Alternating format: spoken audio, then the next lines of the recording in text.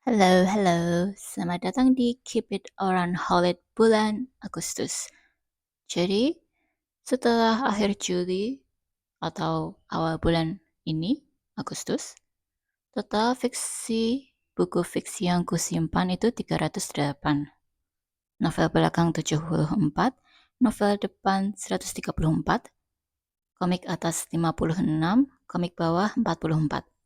Terus untuk physical TBR yang sebagian sudah kubaca atau cuman lihat-lihat gambar dan ada di proyek ini cuman karena aku nggak tahu masih suka atau enggak, apa aku ingin menyimpan mereka di bukuku atau rak bukuku atau tidak. Total physical TBR itu aku jumlahkan dengan yang aku haul di bulan-bulan itu. Jadi novel berat bagian belakang 51, bagian depan 87, ringan atap 116, buku yang diadaptasi maupun yang merupakan adaptasi itu 36, dan ringan bawah 49. Mungkin ada buku-buku yang aku unhaul dari tahun kemarin maupun tahun ini yang mungkin akan aku balikkan ke bagian buku yang aku simpan karena mereka berkenang. Sebentar. Oke, aku sebutkan satu-satu saja. One Punch Man enggak bakal aku simpan karena gambarnya tidak sopan. Dulu omong-omong kayaknya aku dapat gratis deh. Di Gramedia dulu kan aku dapat poin banyak, terus bisa dapat buku gratisan begitu, terus aku borong kayaknya sampai 10 buku. Dan itu semua kayaknya aku nggak bayar. Terus ada Parasite 1 sampai 4, aku sudah punya penggantinya 1 sampai 10. Aku beli sekalian langsung satu paket meskipun aku sudah punya 1 sampai 4 karena lebih murah begitu. Ceritanya sendiri aku suka, science fiction. Yay, aku suka alien-alien. Aku suka fiksi ilmiah, tetapi aku nggak cukup pintar dan terlalu clumsy untuk jadi ilmuwan. Terus The Maid karya Nita Prose. Bukunya cantik, teksturnya unik, ada bagian yang oke, tapi secara keseluruhan, gimana ya? Kayak biasa-biasa saja. Kayak kurang ada suatu gregetnya. Dan maaf, aku mengakui ini, tetapi kayaknya dulu aku kasih rating terlalu tinggi deh. Tapi nggak masalah sih. Itu pertama kalinya aku membuat reading vlog ke Jakarta, kondangan dulu, terus kayaknya aku mulai bermain-main dengan ebook gratisan di Google Playbook semacam itu. Terus aku jadi terinspirasi kalau misalnya supaya aku enggak kecewa ketika membeli buku baru, aku mencoba sampel dulu di Google Playbook. Kalau aku suka, aku mungkin bakal lanjut ke Ipusnas karena gratis. Terus kalau misalnya aku suka dan telah menyelesaikan novelnya, baru aku beli buku fisiknya. Yay! Terus ada Sage. Ya, Araminta's book My Haunted House. Dulu aku pernah pertama kali baca ini aku suka. Kedua kalinya mungkin karena aku udah dewasa jadi nggak cocok. Tapi ini salah satu buku yang mama beli di mana itu? Periplus. Di bandara ketika mama kerja, keluar kota dan sebagainya mampir. Terus sebenarnya aku menginginkan uang, tapi ini masalahnya berkenang juga. Mama sudah capek-capek pergi ke Periplus untuk memilihkan buku yang vibe gothic, dan aku suka gothic aesthetic karena misterius, elegan, bagaimana begitu. Oke, itu aku simpan, aku ambil deh, nanti deh. Terus ada Beachy Night, Creepover, The House Next Door. Ini ceritanya oke-oke saja. Terus apa? Ada unsur seram-seramnya, tapi kenapa aku unhaul? Omong-omong, covernya keren banget. Mereka cantik-cantik, terus ada vibe gotiknya juga. Tapi kenapa aku unhaul? Karena insting keibuanku mengatakan aku agak mengkhawatirkan bocah-bocah menginginkan ciuman. Mereka remaja Amerika sih, kayaknya. I'm concerned. Mereka masih muda, menginginkan ciuman. Semacam itu. Terus ada The Beast Within. Kayaknya Belle itu princess kesukaanku karena buku perpustakaannya bagus banget. Makanya mungkin dia, ya aku relate ke dia. Tapi buku ini, kenapa aku unhaul? Karena ceritanya terasa nggak full. Kayak, kan yang kusukai dari cerita Beauty and the Beast itu karena karakter development-nya. Terus dan tentu saja perpustakaannya. Duh, aku materialis banget. Sebagai pecinta buku, oke, materialisku adalah buku. Ya, karena gak ada karakter development-nya, jadi ini rasanya kayak bukan The Beast Within, I mean Beauty and the Beast. Oke, lanjut. Assassination Classroom. Itu aku sempat suka ketika muda dulu, tetapi ketika dewasa aku mengkhawatirkan para bocah ini. Mereka pada awalnya dididik menjadi siswa normal, kemudian tiba-tiba menjadi siswa militer dengan segala strateginya, apalagi ada guru yang tidak sopan dan sebagainya. Ini sebenarnya target usianya berapa ya buku ini, Assassination Classroom? Cult Game. Selanjutnya Cult Game, karya Izumi Kaneyoshi. Apa aku suka? Kayaknya aku suka-suka saja sih. Ceritanya mengingatkanku pada keenam istrinya Henry VIII, kalau nggak salah. Ceritanya bagus-bagus saja, tetapi kenapa aku unhaul? Karena nggak ada kelanjutannya. Kayaknya diberhentikan deh. Oke, Lexi Shu, Rahasia Tergelap. Dulu ketika masih SMA, dia salah satu, atau beliau salah satu penulis favoritku dari Teen Lit. Karena misterius dan sebagainya. Terus teman SMA aku bilang aku mirip Val, cewek kalem yang aku lupa deh. Ya, begitu. Cewek kalem yang terlihat cupu tetapi wow. Tetapi kenapa Lexus Rahasia Tergelap aku unhaul? Karena mungkin aku ini sudah bukan target bukuku. Aku bukan target usianya. Ya. Tapi ada juga karena rasa simpati mereka. Kan ada orang yang seseorang teman mereka, you know, you know, diduga melempar diri mereka ke tanah dari atas gedung.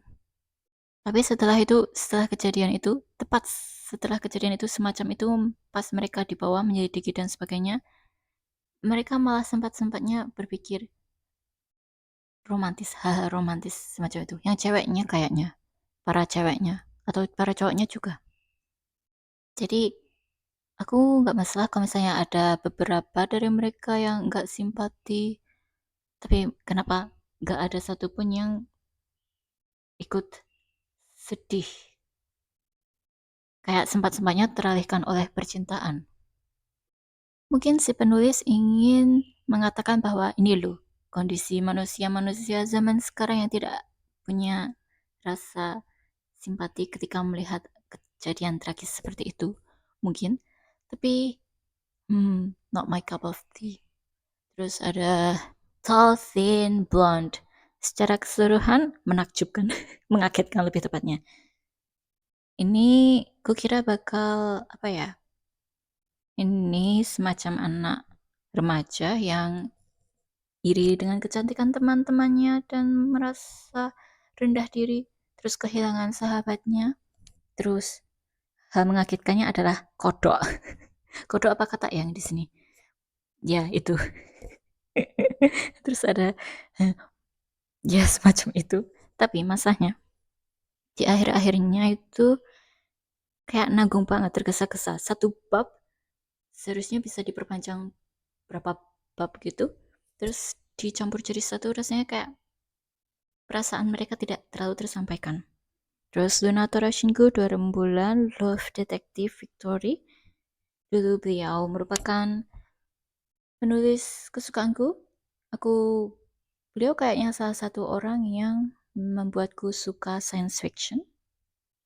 Aku suka The Angel, terus sama si hacker, apalah itu, Beauty and the Best. Ngomong-ngomong Beauty and the Best, aku pernah ke toko buku kan, mengecek buku-buku teen lit. Terus ada seorang pelanggan Gramedia juga, dia ketika membaca judul buku itu kayak, kok Beauty and the Best sih? Seharusnya Beauty and the Beast. Aku kayak, ini jebakan pengarangnya. Sangat smart. Dan ya, ini tentang dia sebenarnya cewek cantik. Wait, ini yang mana ya? Kalau yang buku hacker sih sebenarnya cewek cantik yang mencubukkan diri kalau nggak salah. Atau yang cheerleader. Kayaknya yang cheerleader itu yang Beauty and the Best. Aku lupa. Yang jelas cerita-cerita percintaannya ini not my cup of tea. Apakah ketika remaja dulu aku mungkin lebih menyukai ini? Mungkin. Tapi aku merasa penulis ini memiliki kecenderungan tertentu terhadap tipe-tipe tokoh perempuannya, kayak berambut pendek, tomboy, dan semacam itu. Tapi masalahnya dengan pemaparan deskripsi semacamnya itu, sayangnya penulis kayak merendahkan tipe cewek lain, semacam itu. Terus ACC Pak, Rara Rachel, kenapa aku unhaul? Kenapa ya aku lupa? Yang jelas aku DNF. Oh, ini karena si cowok yang lebih dewasa itu kayak nggak profesional banget. Cinta adalah cinta, tetapi ketika kau sudah dewasa, apalagi kau memiliki pekerjaan yang profesional, kau seharusnya lebih profesional. Setidaknya sebagai teman kayak atau apa kayak, atau apa ya, coach dalam kehidupan, panutan semacam itu. Atau aku buat versiku sendiri ceritanya. Oke, terus si ceweknya itu kayak kelewat, tidak peka. I get it, aku juga nggak peka. Tapi ya kayak lama-lama kayak, halo, halo, ini begini loh, halo. Oke, selanjutnya William Shakespeare, Romeo dan Juliet. Kenapa aku unhaul? Kenapa ya? Kayaknya mengecewakanku. Ini kan buku terkenal banget begitu kan. Aku memahami sebagian ini dan sebagian itu, tetapi secara keseluruhan ada bagian yang mengecewakan sih. Ya, ya. Terus William Shakespeare, Hamlet. Aku bosan membaca ini, beneran. Tapi ada quotes yang begitu menarik tentang pertimbangan seorang antagonis yang mempertimbangkan penjahat. Oh, dia melakukan kejahatan, terus dia bermonolog pada diri sendiri. Apakah sudah terlambat bagiku untuk bertobat semacam itu? Kenapa aku banyak ngomong semacam itu ya? Kaku sekali aku. Apakah dia sudah terlambat untuk bertobat? Apakah sebaiknya dia bertobat atau lanjut menjadi jahat saja? Kalau nggak salah seperti itu. Dan itu benar-benar pemikiran yang bagus dan menohok. Dan sayangnya dia tidak bertobat dan melanjutkan untuk menjadi orang jahat. Hahaha. Quotes itu favoritku banget, tetapi secara keseluruhan aku bosan dengan buku ini. Oke, selanjutnya Chocolate Magic. Aku suka karena apa ya? Gaya ceweknya itu gotik, misterius, elegan semacam itu, terus cowoknya ganteng. Cocoa kalau nggak salah. Tapi masalahnya aku nggak suka sihir-sihiran sekarang. Cerita-cerita sihir semacam itu. Ah, kenapa aku banyak ngomong semacam itu, huh? Terus Jacqueline Wilson, The Worry Website. Ada cerita yang lawak sih. Ada yang tentang si anak cowok mencoba mencari perhatian si anak cewek soal sepatu kalau nggak salah. Terus, tapi kenapa aku unhaul? Karena bocah-bocah itu berkata kata kasar, not my cup of tea. Ya mungkin, ya di dunia nyata ada anak-anak yang salah didikan sehingga mengucapkan kata-kata kasar. Tetapi aku concerned dengan mereka yang di buku-buku ini. Untuk sebagai pengajar semacamnya, mungkin menyukai buku ini karena bagaimana cara membantu anak-anak murid-murid, bagaimana cara membuat mereka menjadi lebih sopan, dan membantu menyelesaikan masalah di keluarga mereka. Terus Sarah Shepard, The Perfectionist. Ada hal yang kusukai soal cerita-cerita luar negeri dan ada yang tidak cocok untukku. Yang kusukai mereka adalah fashion, gak juga sih. Semakin kesini semakin menyeramkan, semakin mengkhawatirkan. Yang kusukai adalah fashion tentang mereka bisa memakai baju sesuai kepribadian mereka. Misalnya yang suka baju gotik bisa pakai baju gotik, yang pakai baju preppy semacam itu. Terus ada yang suka baju vintage, baju orang-orang zaman dahulu kala, baju ala nenek-nenek semacam itu. Tapi begini, ini not my cup of tea. Kayak pergaulan mereka bebas sekali dan sebagainya. Terus silsilah percintaan mereka sangat rumit.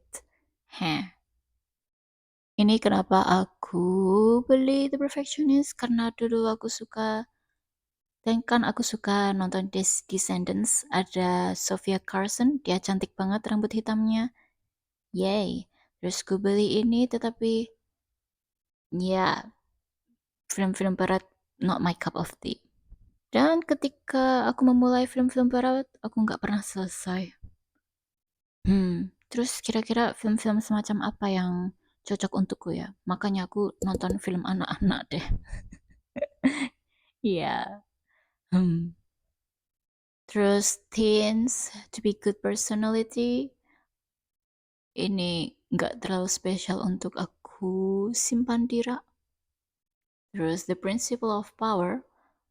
Ini adalah salah satu buku yang aku mencoba memberanikan diri untuk membeli offline.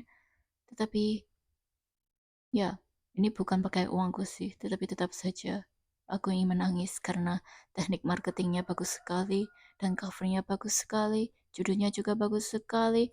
Tapi aku, isinya aku ingin menangis. Dompetku, enggak sih, bukan dompetku. Terus selanjutnya Kosong, Darklit. Covernya sangat menarik, bagus, menyeramkan. Tapi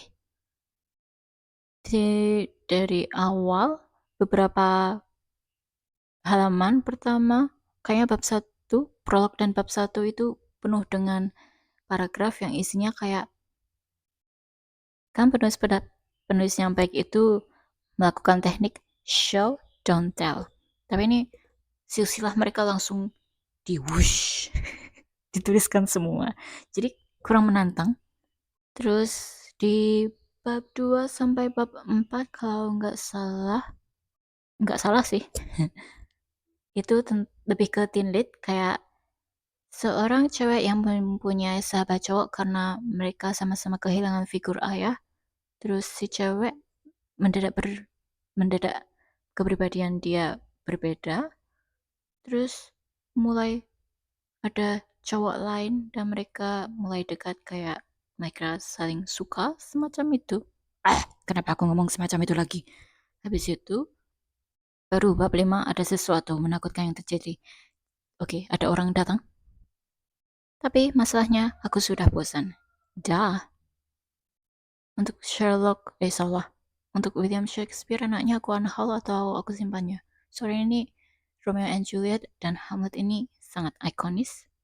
Sehingga misalnya generasi berikutnya di keluargaku ingin membaca 2 buku ini, mereka nggak usah beli lagi dan mereka bisa meminjam punyaku, terus tinggal membacanya.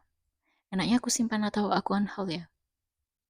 Aku nggak cocok dengan cerita itu, tetapi mereka terlalu ikonis, terlalu penting. Mereka kan Romeo and Juliet dan Hamlet itu kan salah dua dari buku-buku klasik yang ikonis dan penting. Oke, aku simpan kali ya. Ya, mamaku juga melarang untuk menganhau buku-buku klasik karena image tentang buku klasik itu ya you know jauh lebih membuat kita membaca terasa lebih pintar kalau kita membaca buku klasik semacam itu. Oke, jadi buku-buku yang aku simpan itu yang mama oleh-olehin dari Plus, buku-buku bersampul gotik, bervibe gotik, karena mama sudah capek-capek bekerja dari luar kota, terus pas di bandara mampir dulu membeli suatu buku yang dan mempertimbangkan covernya yang aku sukai vibe-nya yaitu yang menyeramkan. Oke, terus Romeo and Juliet dan Hamlet. Aku simpan lagi. Atau enggak ya? Aku suka mau uang, cuy. Halo, ini take keempat. Jadi, sebenarnya aku sudah memilih 5 prompt TBR untuk buku-buku yang akan aku baca bulan Agustus. Tapi ternyata aku berubah pikiran, berubah haluan.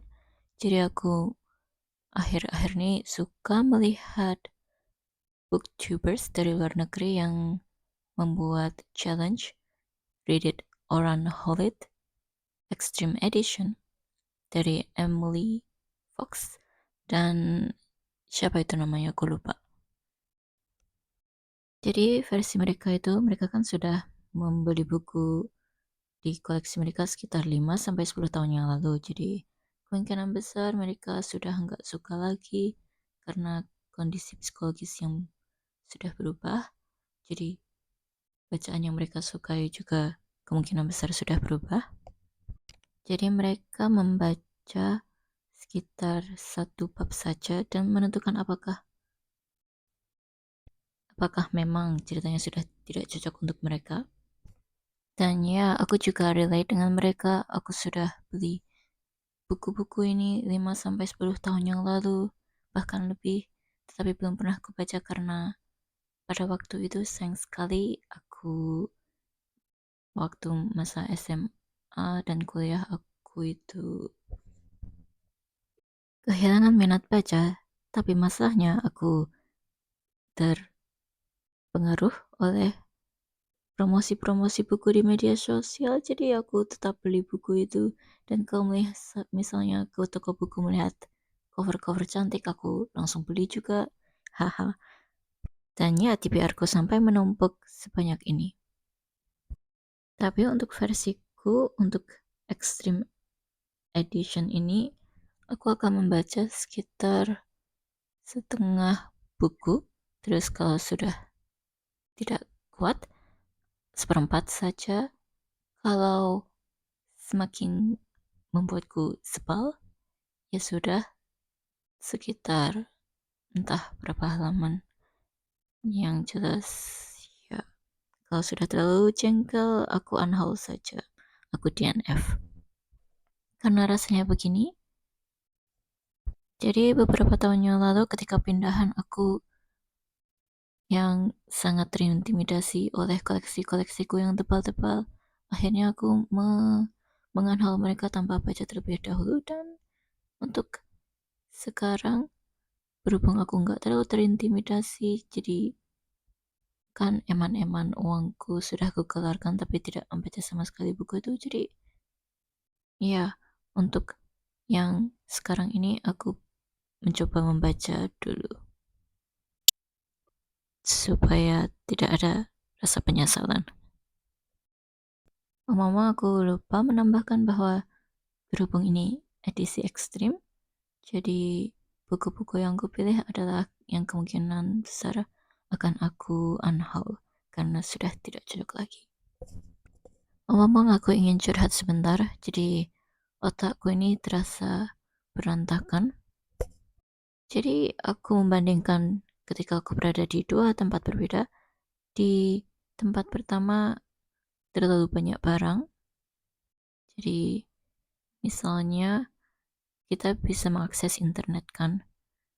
Di internet itu banyak ilmu, informasi mudah tersedia, jadi kita ingin mencoba berbagai hal, mempelajari mereka satu karena mereka semua menarik. Tapi masalahnya karena otak kita terintimidasi, jadi kita sudah capek dan malas duluan untuk mencoba mereka satu-satu. Terus di tempat kedua, ketika kita tidak punya banyak barang, misalnya kita sudah mendownload video informasi tertentu atau buku-buku yang kita bawa hanya beberapa, maka berhubung kita nggak punya banyak gangguan di sana, nggak terdistraksi oleh kegiatan lain, dan hanya memiliki kegiatan tertentu yang bisa dilakukan di tempat kedua, jadi kita bisa lebih fokus untuk mempelajari hal yang yang yang terbatas itu. Kalian paham maksudku? Jadi di rumahku ini terlalu banyak barang. Jadi aku ingin menyingkirkan mereka satu-satu yang tidak spesial di hatiku sehingga aku semoga bisa lebih fokus terhadap sesuatu yang lebih berguna. Kuharap. Oke, jadi kalau misalnya aku terintimidasi, aku mempunyai kebiasaan adalah menyingkirkan barang-barang yang membuat otakku berantakan, menambah beban di hatiku. Jadi, seperti zaman dahulu kala, ketika aku stres, aku menyingkirkan banyak buku, dan ketika mengingatnya, aku ingin menangis. Karena, ya, meskipun aku sudah tidak cocok dengan buku-buku itu, aku mungkin bisa menjual sedikit di antara mereka sehingga punya uang, sehingga bisa beli buku baru lagi. Hahaha. Dan ya, berkenaan dengan itu, ini edisi ekstrim. Jadi aku akan fokus ke buku-buku yang mungkin aku unhaul dulu. Ya. Buku pertama yang kupilih adalah buku Teen Lit, Love Basket karya Luna Torashingu. Cara bacanya Torashingu atau Shingu. Oke. Aku akan membacanya lewat e-business karena berkat media sosial aku mudah terdistraksi. Jadi aku nggak bisa membaca buku fisik. Ya. Akan kubacakan blurbnya. Hidup Vira hancur ketika ayahnya dituduh melakukan korupsi dan harus dipenjara. Mendadak Vira kehilangan segalanya, bahkan dikeluarkan dari sekolahnya, SMA Altavia, SMA paling elit di Bandung. Akibatnya Vira jadi mogok hidup, juga mogok main basket yang sebetulnya merupakan hidupnya. Dia merasa tidak ada gunanya punya teman lagi, karena terbukti teman-teman hanya mendampinginya saat dia berada pada puncak hidupnya. Niken adalah ketua OSIS SMA 31, SMA kecil di pinggiran Bandung. SMA 31 memutuskan akan memangkas anggaran ekskul, sehingga Niken ditugasi menyeleksi ekskul mana yang akan dipertahankan. Menghadapi dilema besar ini, Niken melihat salah satu cara untuk menyelamatkan ekskul basket. Mungkin kalau dia bisa membujuk murid baru itu untuk bergabung, ekskul basket bisa selamat. Ekskul basket bisa selamat. Selain itu, mungkin Niken juga bisa membuat murid baru yang kelihatannya depresi itu lebih ceria. Mungkin Niken bisa membuat Vira tersenyum lagi. Oke, aku mungkin baca dulu ya. Ngomong aku punya pertanyaan. Anak-anak di kota-kota besar itu mereka ngedugem sejak tahun berapa sih? Sejak mereka umur berapa sih? Nggak relate aku. Dan omong-omong, kalau misalnya anak-anak di sekolah, anak-anak di kota kecil, apakah mereka ngedugem juga atau enggak ya? Entahlah. Oke, insting keibuanku. Aku khawatir. Oke, memangnya anak-anak itu bisa diperbolehkan ke tempat-tempat seperti itu? Aku nggak relate dan nggak mau relate. Nope. Ngomong, tempat dugem itu buka sampai jam berapa ya? Kok pulangnya pagi-pagi ya? Aku tidak tahu. Ngomong soal tokoh utamanya, kayaknya tipe-tipe tokoh utamanya itu juga sering mengucapkan namanya ya. Misalnya nama si tokoh utama Vira. Dia selalu bilang di kalimatnya itu apa ya? Menyebut namanya, bukan aku, gue, tapi pakai nama Vira. Imut sih, tapi sepertinya setiap tokoh utamanya seperti itu, seingatku. Untuk karakterisasi tokoh yang manja, bagus sih. Aku punya teman yang suka menyebutkan namanya sendiri dan dia terdengar imut. Nice. Ngomong-ngomong soal kayak kepenulisan si penulis, dari novel-novel teen lainnya, aku merasa kayak kepenulisan beliau mudah diingat karena kayak agak gaul di narasinya juga. Di narasi maupun di dialognya mereka sama-sama lumayan gaul, nggak formal. Kelemahannya adalah ketika pembaca membaca bagian narasinya, rasanya agak aneh kalau gaul begitu. Kelebihannya adalah penulisnya mudah diingat. Oke, untuk buku ini ada sedikit bahasa-bahasa gaul juga di narasi, tetapi menurutku yang ini sepertinya lebih rapi daripada buku-buku yang sebelumnya. Kayaknya yang ini memang diterbitkan setelah buku-buku itu. Oke, karena aku membaca lewat ipusnas jadi aku tinggal scroll. Oke, untuk reading vlog biasanya karena aku sering lumayan melihat reading vlog gitu kan. Mereka biasanya menceritakan alur dari novel yang mereka baca. Jadi alurnya tentang apa? Pertama-tama si siapa? Ekskul basket Vira itu menang. Prestasi mereka bagus, memuncak berkat Vira yang mungkin bakal jadi MVP, mencetak skor terbanyak di turnamen ini terus. Dia dan gengnya The Roses punya hobi berpesta.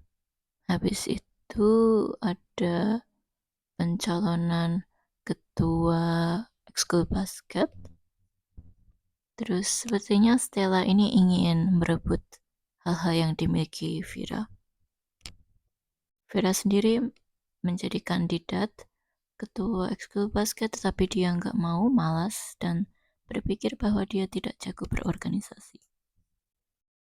Amel, kayaknya dia the best girl di sini deh. Mungkin. Ngomong-ngomong, apakah Freddy, siapa itu menjadi cowok utama di sini atau tidak? Entah. Atau itu cuman kayak, hey ada cowok ganteng di sini. Terus, bye. Cuman begitu? Ataukah itu dia akan menjadi lebih spesial nanti? Entahlah. Ngomong Vira itu di geng The Roses, isinya cewek-cewek beken semua, kaya raya, berpengaruh.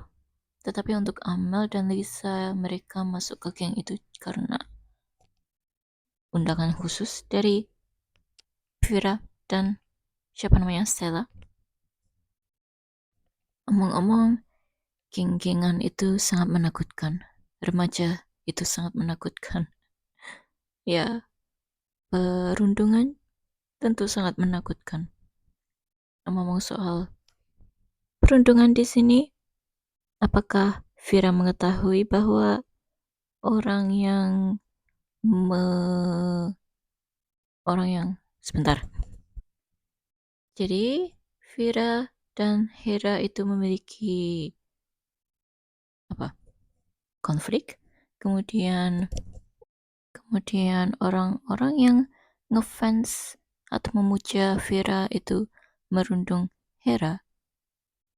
Tapi masalahnya apakah mereka bertindak melalui apakah mereka bertindak melalui arahan Vira sebagai bos atau mereka cuma bertindak sendiri?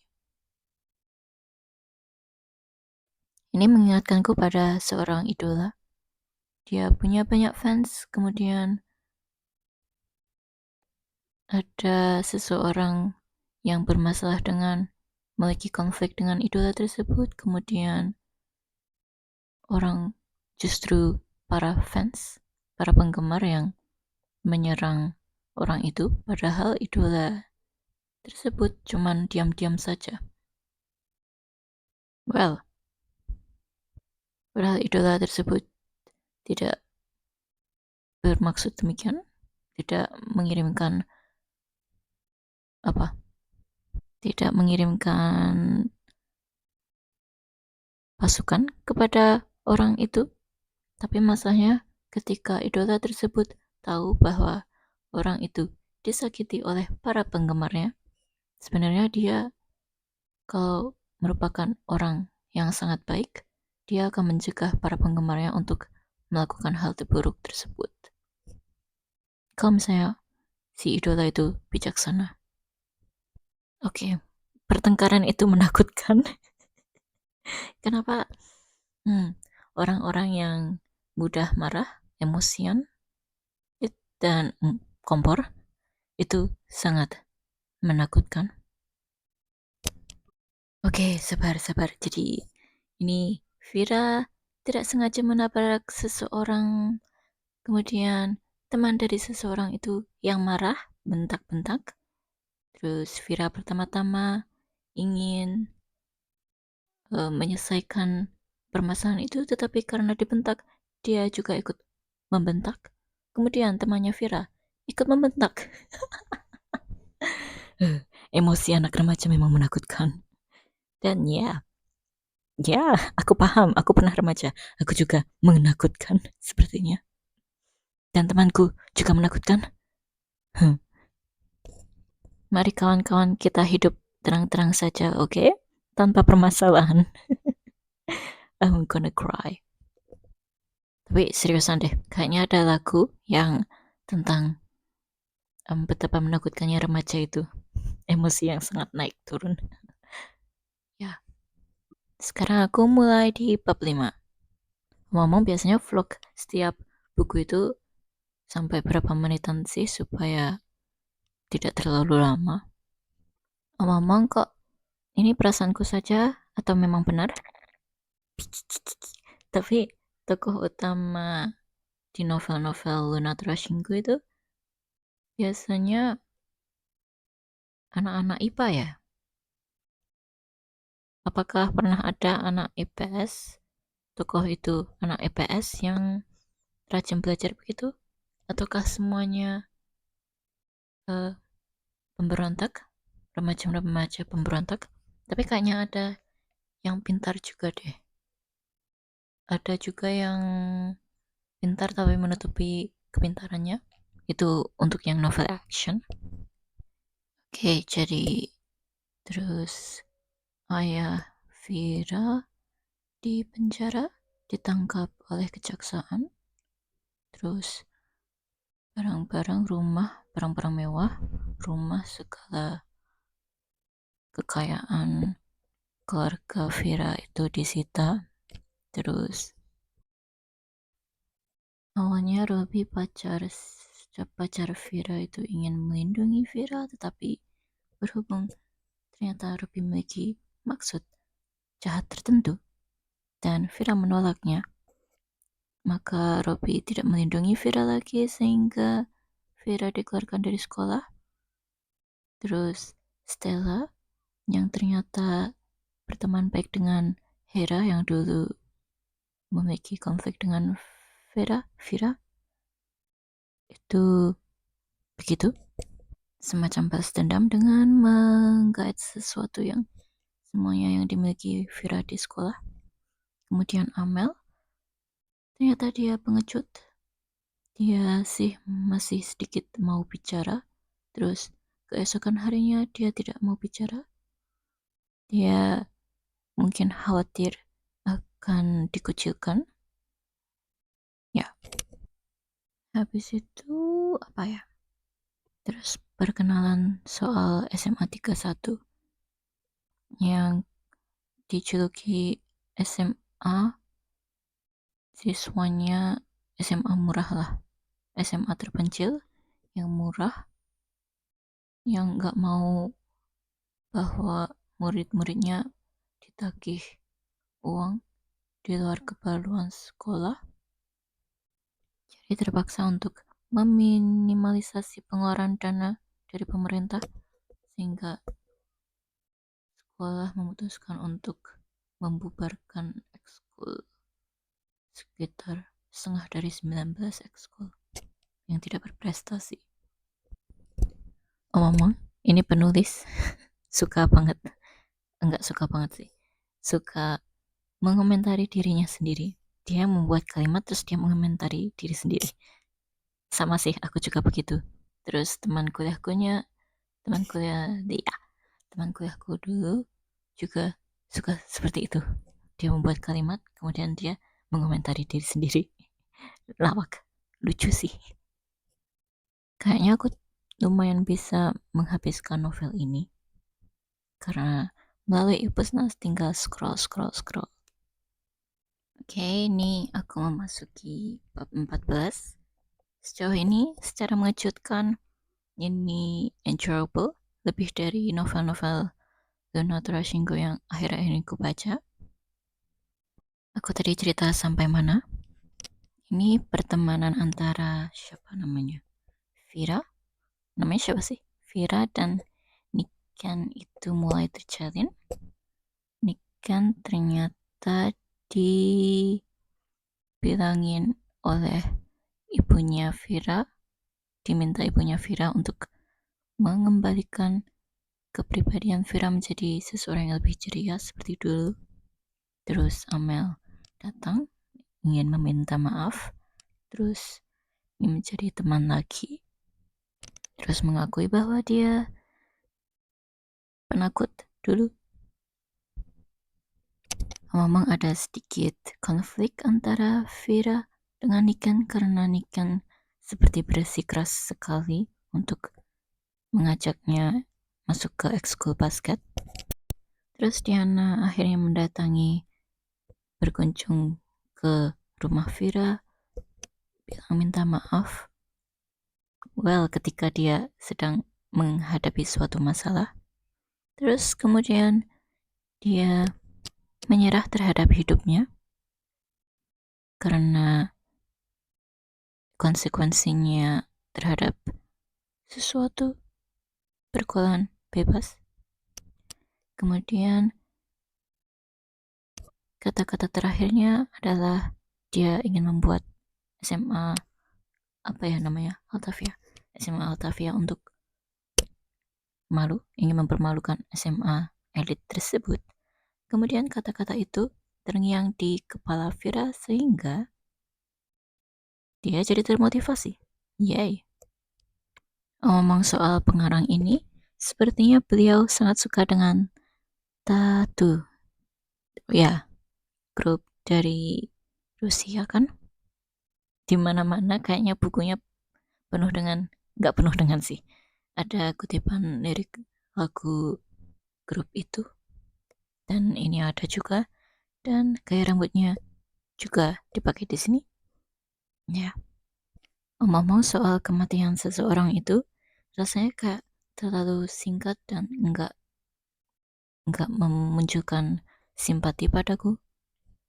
Jadi rasanya kayak dia dibuat mati oleh pengarang hanya untuk membuat tokoh utama memiliki motivasi untuk bangkit kembali. Omong-omong, soal bagian masa lalu Niken membuatku terharu. Hehe, aku cukup berkaca-kaca.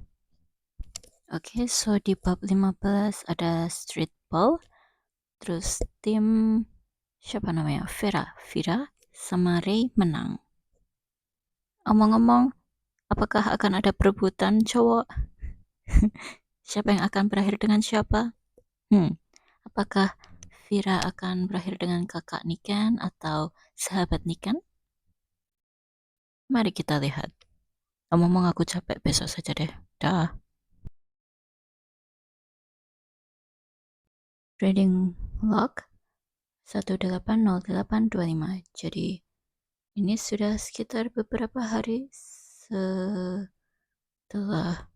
aku terakhir kali baca. Kukira aku bakal bisa menghabiskan Novasket, tetapi ternyata, aku berhenti baca, terus kehilangan momentum sehingga aku memutuskan untuk DNF di sekitar 47% buku. Sebenarnya buku ini narasinya lebih bagus daripada buku-buku yang tahun ini aku baca dari beliau, tetapi tetap saja berhubung aku bukan target pembacanya, jadi ya bosan. Enggak sih, oke-oke saja sih. Jadi ya kayak ya formatnya juga sekitar bab 16. Jadi dia kan seperti ada makeover gitu kan. Terus dia meledak jadi cantik, rapi begitu.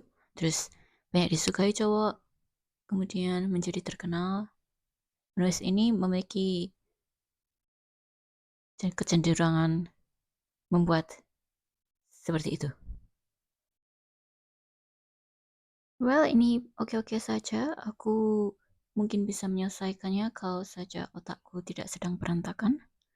Berhubung otakku sedang berantakan, aku ingin segera membersihkan rumahku yang sebenarnya tidak begitu kotor-kotor amat, tetapi aku ingin membuang-buang barang, menyingkirkan barang-barang yang kurang spesial di hati sehingga hatiku lebih lega dan otakku lebih rapi. Tapi berhubung, aku penasaran kira-kira endingnya seperti apa, aku baca di bab terakhirnya. Omong-omong ada yang relate denganku, seperti penulis membuat jokes sendiri.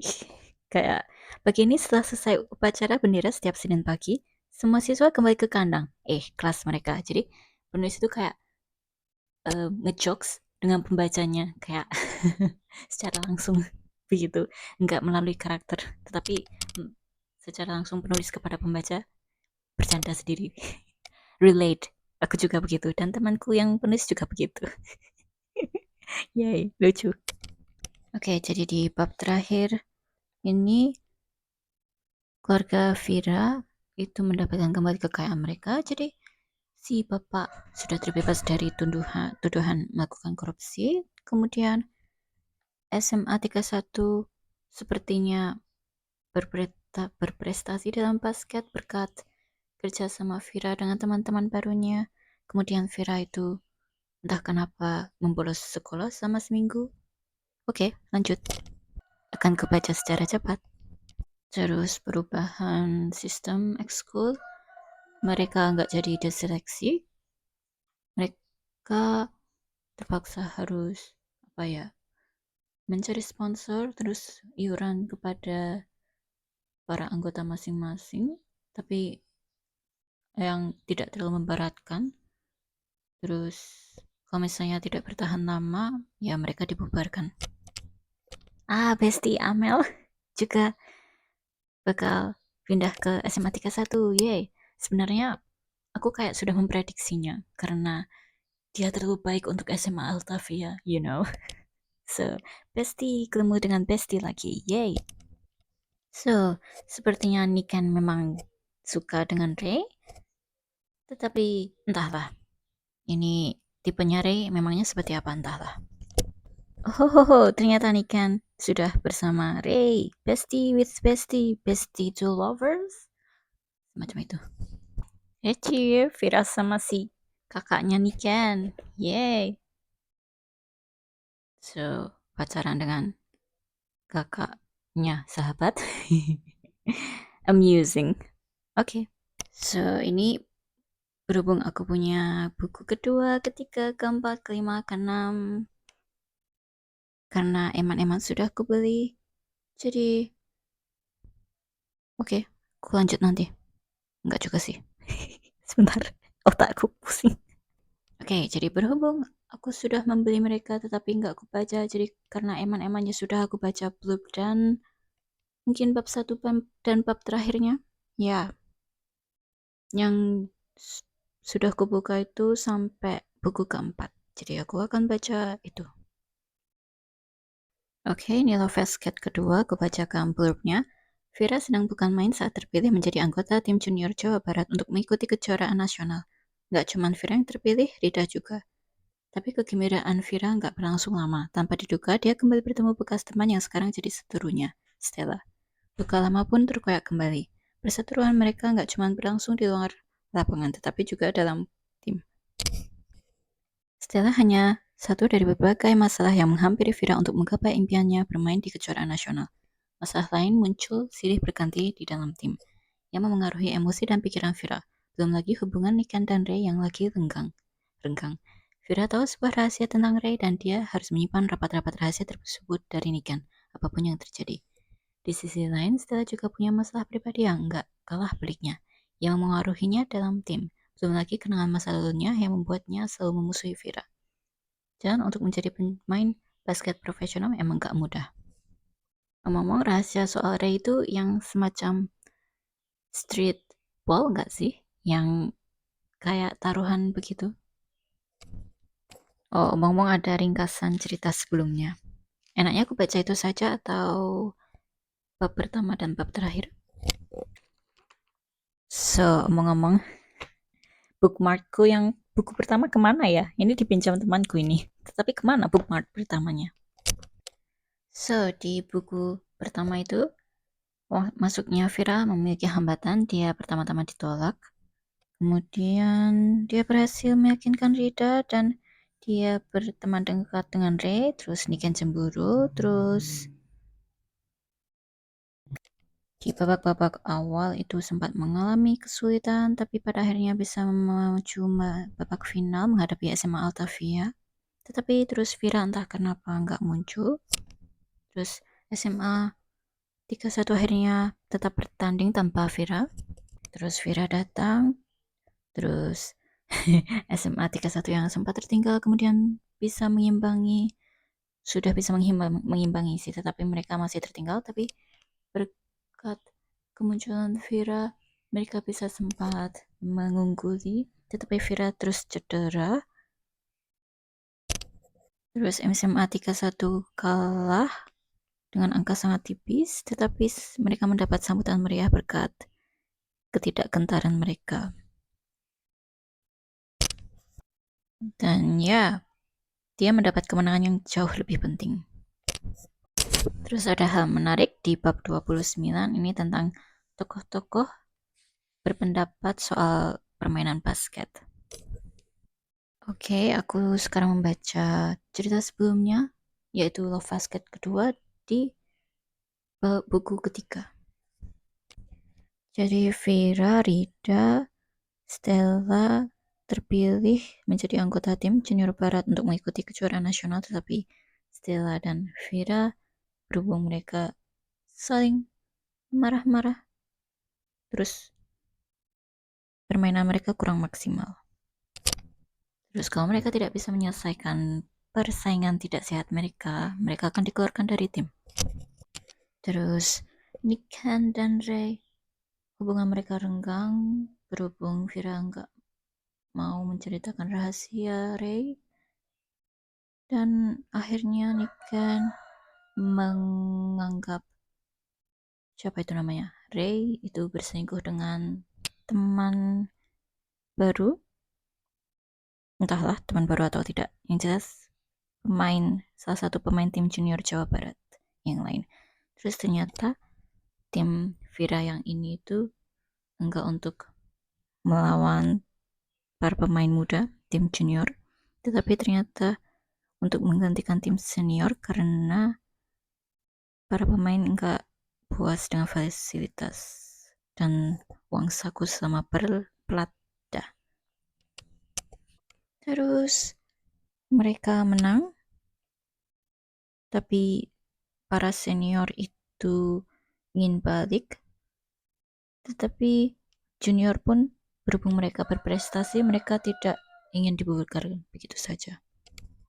Terus sebagai jalan tengah, kedua tim bertanding, junior lawan senior, terus junior menang, tetapi orang lain, pengurus tim, malah mengajukan usul bahwa yang berbakat-bakat saja dari tim junior dan tim senior yang mewakili mereka, tetapi tim junior pun tidak mau. Vera mengancam keluar dari tim baru yang cuma berisi paling berbakat di antara mereka. Terus tim tersebut ternyata didiskualifikasi di babak final.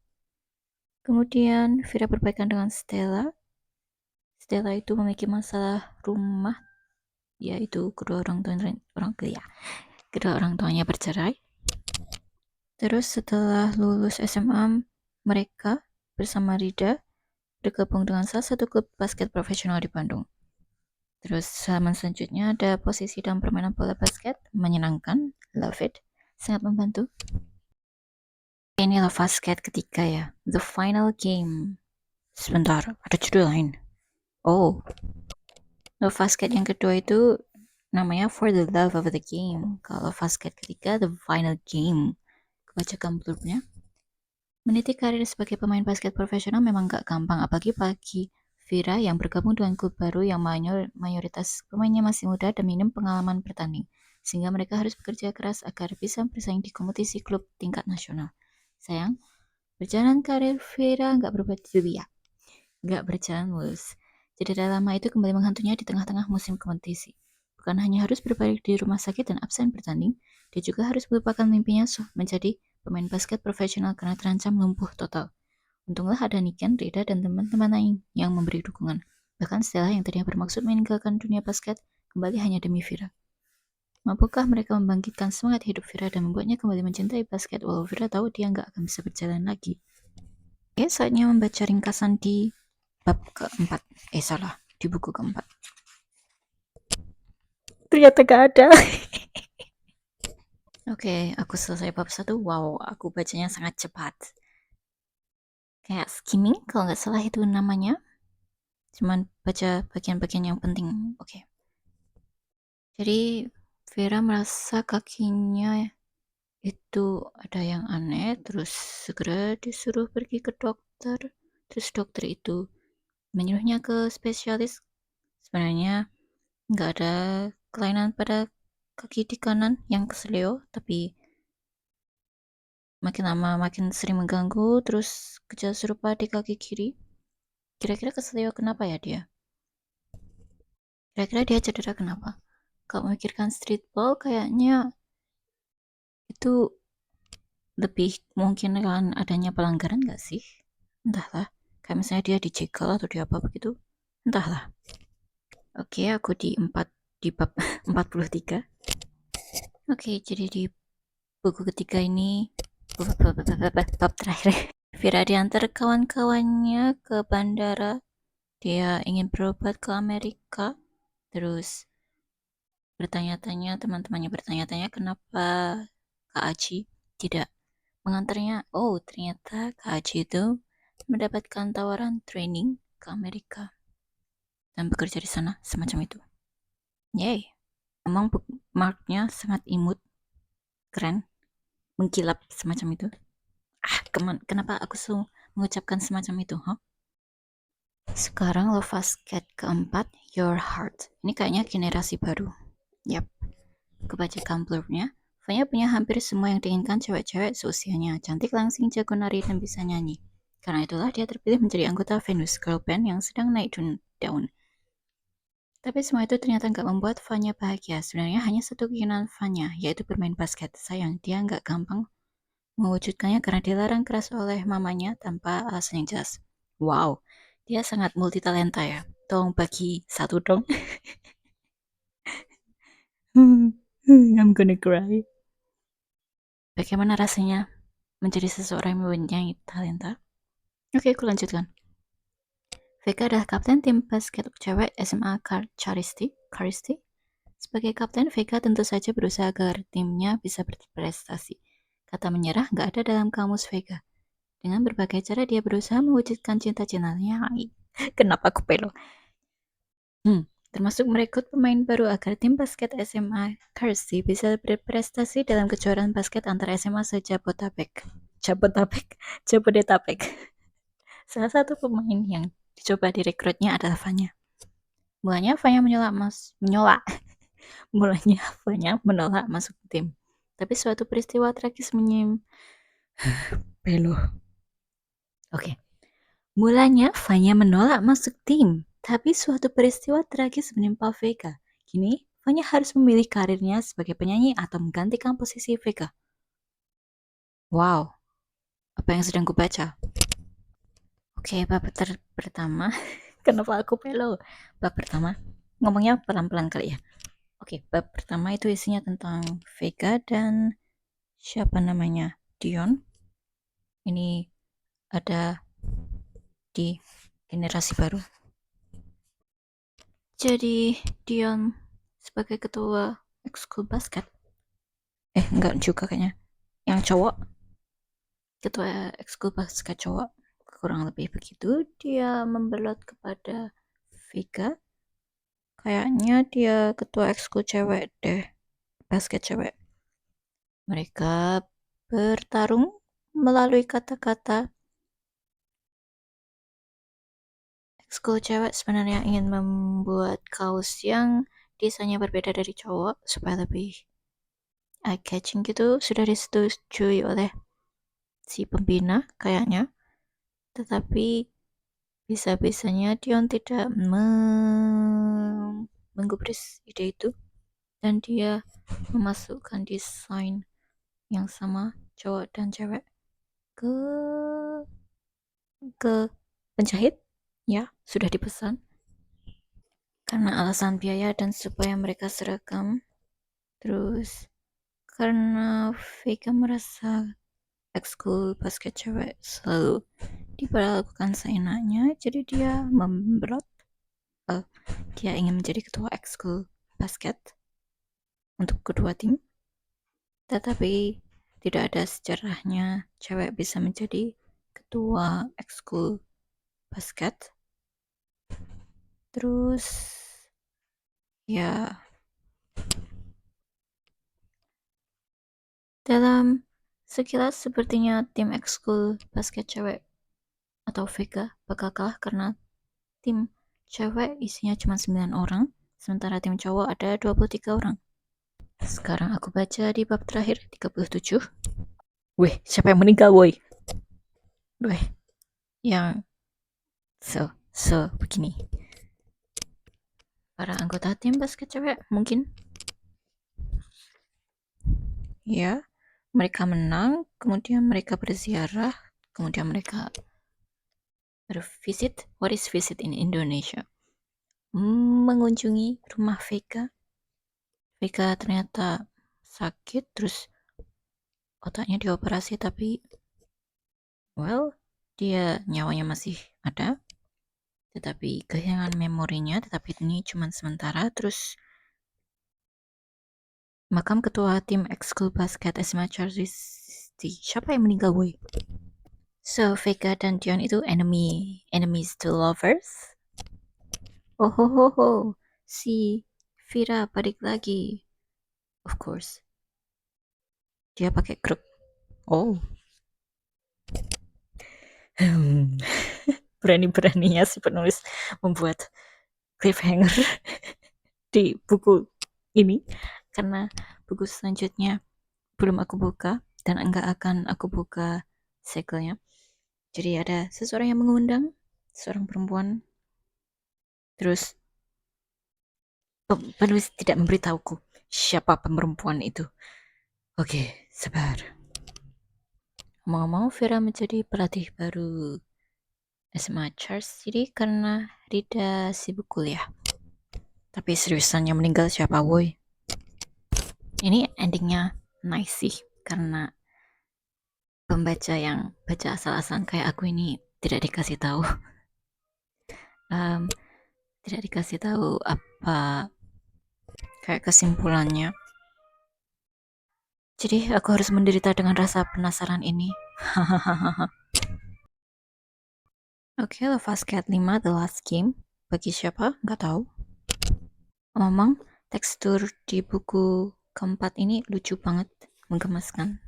Pakai book paper, terus ada tekstur kotak-kotak lucu untuk yang buku keempat. Oke, aku bacakan blurb Love Cat 5. Tanya bimbang mantan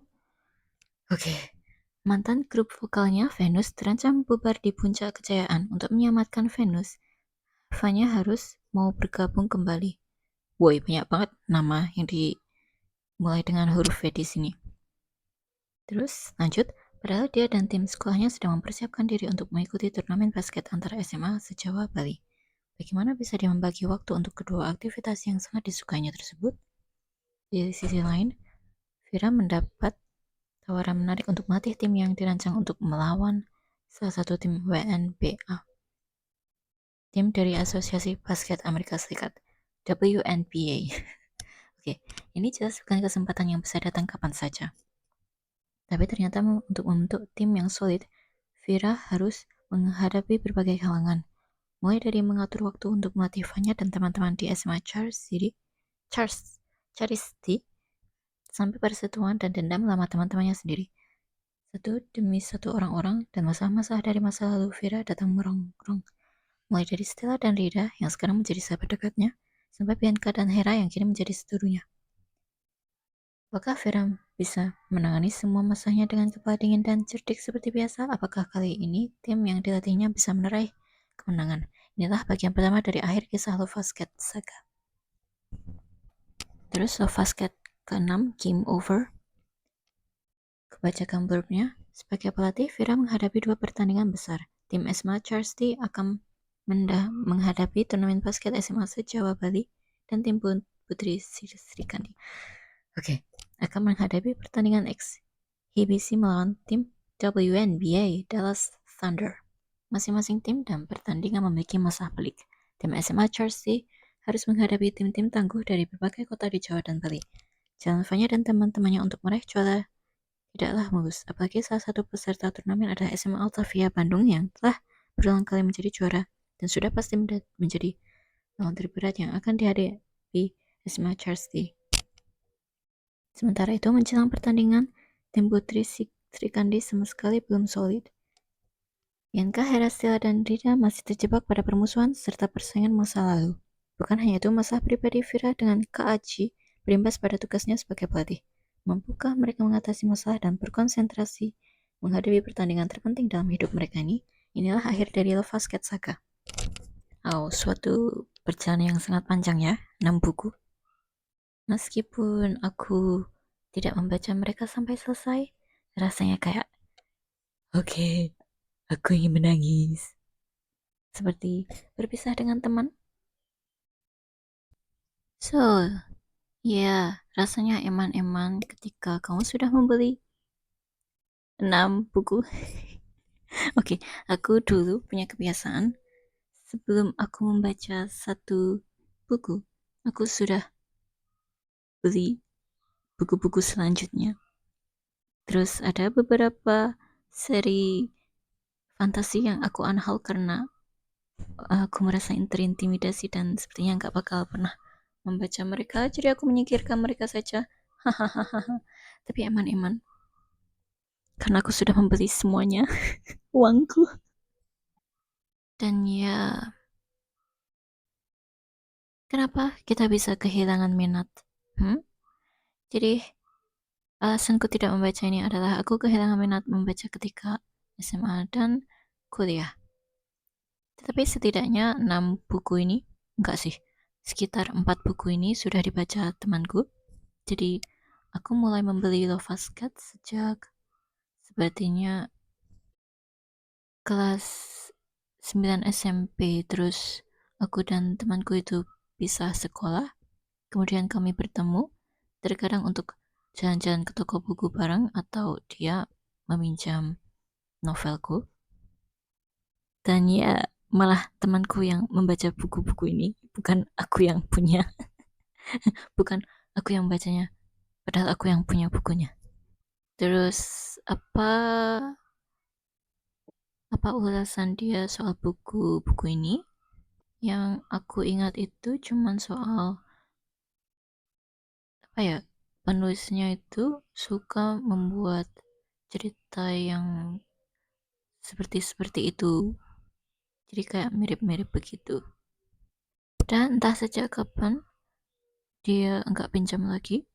Mungkin buku keempat karena aku terakhir aku membuka segel ya di buku keempat itu. Dan ya sampai jumpa buku ini. Mungkin aku bakal menyukainya ketika remaja, tetapi iya, tidak aku baca. Aku sudah mengulangi ini berapa kali sih. Ya sudah deh, supaya videonya nggak kepanjangan. Bye. Oke, buku berikutnya Angel's Heart karya Luna Torashingo. Aku baca blurbnya. Jangan jadi orang terkenal kalau tidak sanggup menghadapi resikonya. Ungkapan ini pas banget untuk Angel. Di saat karirnya sebagai penyanyi remaja mulai naik dan dia punya banyak fans, masalah mulai mendatanginya. Mulai dari kerepotannya mengatur waktu antara sekolah dan profesinya sebagai penyanyi, disirikin cewek lain yang merasa kalah populer, dimusuhin teman-teman satu sekolah gara-gara batal tampil di pensi sekolah, sampai kerepotan menghadapi wartawan gosip yang mencari tahu tentang kehidupan pribadi dan masa lalu keluarganya. Semua ini bikin dia stres. Tapi masalah Angel yang terbesar adalah masalah hati. Dia penasaran banget sama Rivi, cowok misterius di sekolah yang kayaknya kayak preman terminal, tapi ternyata pintar main biola. Cowok itu kadang-kadang bersikap baik dan penuh perhatian pada Angel, tapi nggak jarang juga bikin Angel bete dan kesal setengah mati. Aku baca sampai halaman berapa ya? 50 di Ipusnas. Aku bacanya cepat banget. Tinggal seret. Ya, ini kayaknya bukunya pernah aku baca dulu sekitar lebih dari 10 tahun yang lalu. Tapi aku nggak tahu aku suka atau enggak dengan ceritanya, dan kayaknya ini buku yang pernah membuatku menangis. Tapi yang jelas bukunya tidak spesial di hatiku, meskipun membuat nangis. Dan omong-omong aku tipe orang yang mudah nangis. So, ya. Di bab pertama ini tentang kesibukan Angel. Dia manggung terus wawancara dan sebagainya, terus besoknya harus sekolah, terus ulangan. Terus dia juga kerjanya itu di luar kota. Ngomong ada yang ingin kutanyakan. Kata kasar ANJIR itu ternyata sudah ada sejak tahun-tahun sebelumnya ya. Ini bukunya pertama terbit 2007, terus cetakan ketiga 2013. Ternyata sudah ada dari zaman dahulu kala ya, ANJIR. Kukira ini kayaknya mulai tren sejak sekitar COVID gak sih? Atau macam itu? Omong-omong aku juga ikut mengantuk gara-gara tokoh utamanya mengantuk kecapean. Terus bab kedua tentang kesibukan Angel lagi, kayak tekanan untuk dia membuat lagu baru, terus tawaran untuk menerima pembuat lagu lainnya, jadi di albumnya itu nggak harus dia, tapi Angel menolak karena lebih baik karena dia terkenal karena lagunya mudah dipahami dan bisa dirasakan oleh remaja lainnya, karena itu dibuat oleh remaja sendiri. Terus undangan ke pesta, tapi Angel gak mau karena dia cuma ingin melampiaskan perasaannya melalui lagu, bukan menjadi orang terkenal, orang penting semacam itu. Terus ada undangan mendadak dari teman sekolah untuk supaya dia tampil di pensi. Bab 3 itu tentang dia menemukan seorang cowok bermain gitar yang lagunya itu susah. Jadi kalau misalnya orang bisa melakukannya, artinya dia adalah pemain gitaris yang hebat. Terus ada kalimat, paragraf maksudku, yang cukup lucu. Rambut gondrongnya yang berantakan menutupi sebagian wajah. Angel heran, kenapa rambut gondrong kayak begitu bisa nggak kena razia? Setiap ada razia rambut gondrong, Davis selalu menghilang. Dia seolah punya radar yang memberitahunya kalau ada razia. Jauh lebih canggih dari radar militer Amerika. Ya juga ya, keren juga. Terus ya, ada percintaan tentang seorang cowok yang mencari kesempatan. Well, pada awalnya si Angel dan sahabatnya itu akan menonton bareng dengan seorang cowok bernama aku nggak tahu namanya, Deki. Tetapi Vera malah meninggalkan keduanya dan beralasan untuk tidak ikut karena ya disuruh cowoknya itu dan semacam itu. Terus bab selanjutnya itu tentang keirian Vera. Tetapi, well, ketika sahabatmu sangat sukses dan pada suatu saat kamu merasa kamu sedikit lebih baik ya dari sahabatmu, tapi terus dia kayak, kok sahabatku bisa tetapi aku nggak bisa. Dan masalahnya ini aku merasa kayak didongengkan, kayak penulisnya ini menggunakan teknik menceritakan secara langsung. Jadi aku kayak ini latar belakangnya Vera dan semacamnya, kayak tapi aku nggak memiliki perasaan tertentu di sini, kayak kurang greget begitu karena cuma diceritakan kayak didongengkan sebelum tidur. Tapi terus Vera bisa mengatasi rasa irinya dan dinasihati ibunya, dan dia mengakui bahwa sahabatnya memang bertalenta. Ngomong berhubung kayaknya aku pernah membaca ini akhirannya itu yang seseorang kecelakaan di pesawat gak sih?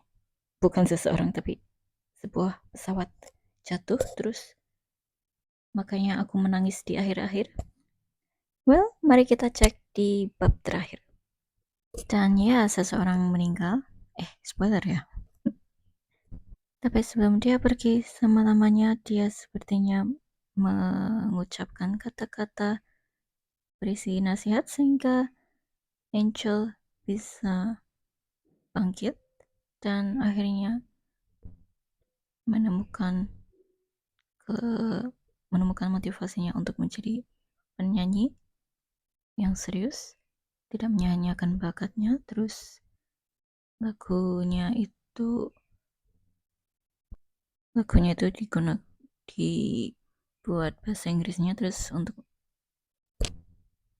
host film luar negeri yang dimainkan oleh aktor idolanya. Terus sahabatnya Vera memaksa untuk ikut wawancara di luar negeri itu. Ya, berhubung aku nggak memiliki keterikatan apapun dengan buku ini, jadi ini aku unhaul. Oke. Reading log, ini tanggal 29/08/25. Hari ini aku akan membaca komik karya Izumi Tsubaki, manga, judulnya Komiku Shoujo Nozaki.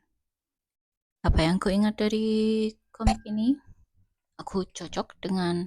Secara keseluruhan aku cocok dengan komedinya karena out of the box, aneh banget, ajaib banget. Kayak kok bisa si penulis melawak seperti ini? Tapi Apa yang tidak kusukai dari komik ini? Karena hobinya mikorin. Well, ketika remaja aku melihat fan service aku kayak, ew, next. Tapi sekarang ketika aku sudah dewasa, ketika melihat fan service aku, jijik sekali, jijik sekali. Dan aku sebal, jengkel, dan ingin menyingkirkan mereka. Dan insting keibuanku ingin melindungi mereka, tokoh-tokohnya. Ya, jadi apakah aku akan tetap menyimpan komik ini? Sepertinya tidak. Tapi enaknya aku menyimpan cuman yang bagian, yang buku-buku yang gak ada fan service sama sekali, atau aku menyingkirkan semuanya. Well, entahlah, mari kita lihat. Oh, ngomong-ngomong, aku tahu judul ini dari mana. Ini karena dulu ketika aku SMA ada animenya, cuma season 1 sayang sekali. Itu kayaknya antara masku atau teman dekatku SMA yang merekomendasikannya.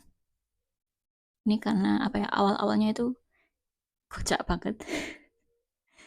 Si cewek ingin mengungkapkan cintanya, tapi terus malah dikasih tanda tangan sama cowok yang disukainya. Ternyata cowok itu adalah apa? Komikus. Iya, penulisnya hebat sih. Bisa memikirkan sesuatu kejadian yang sangat ikonis di permulaan cerita. Ya, pintar. Aku suka banget karena kocak, tapi ya fanservice itu yang mengganggu pemandanganku. Akan kubacakan ini blurbnya. Volume pertama. Oh, ini gagap. Aku mau menembak cowok yang kusuka, tapi saat berhadapan dengannya, yang keluar malah lain. Lalu jawaban yang kudapat darinya adalah sebuah tanda tangan. Ternyata dia komikus. Mari baca. Oh ya, kenapa buku ini yang kupilih? Karena ini seseorang memilihkan prompt komik, terserah channelnya apa, terus aku milih komik ini karena kemungkinan besar akan aku unhaul. Dan ya, berhubung sebentar lagi ulang tahunku akan mendatangi. Aku ingin beli buku sebagai hadiah untuk diri sendiri, yaitu Sherlock Holmes 9 buku itu. Tetapi ya, ini kusingkirkan dulu. Ternyata Chihyo, namanya siapa sih? Chihyo, si cewek tokoh utama itu bilang ngefans. Gak heran sih kalau dikasih tanda tangan. Oke, kalau ingin serius, ini aku di halaman 6. Anak muda, tolong jaga diri kalian dengan baik, oke? Jangan mau langsung diajak orang pergi ke suatu tempat, oke? Kalau mau serius ya begitu. Like, seriously, jangan kayak terhipnotis kemudian, manut saja. Enggak juga.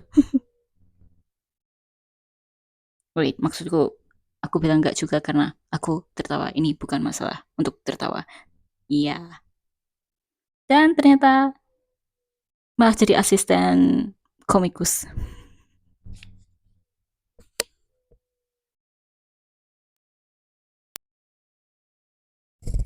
So, Sakura anak seni, jadi dia pintar membeta komik, terus kontras Nozaki sebagai pengarang yang seperti bisa menyuarakan isi hati para gadis, tetapi ketika di dunia nyata dia sangat tidak peka, tidak ekspresif. Kekontrasnya sangat lucu. Ini juga ada tambahan kosakata komik yang menambah ilmu, ada plot, name, dan sebagainya. Sangat menyenangkan bisa mengetahui informasi-informasi ini. Terus badannya si Nozaki kan bongsor, gede gitu ya, maskulin gitu. Orang-orang mengira dia preman yang babak belur begitu. Tapi ternyata itu deadline. Orang yang kena deadline itu kan pakai salon pas, kompres dan sebagainya. Dan akhirnya Chiyo, akhirnya Sakura, aku panggil Sakura saja. Ya kan namanya dia itu. Akhirnya Sakura tahu kenapa dia terlihat seperti itu. Omong-omong, di sisi kanannya setiap panel, setiap halaman, itu kan ada judul-judul cerita gitu ya. Nggak aku baca sih. Nggak penting deh kayaknya. Kayaknya. Dan aku suka ceritanya karena ringan banget. Kayak kumpulan cerita pendek begitu. Ini Nozaki sangat patuh dengan peraturan deh.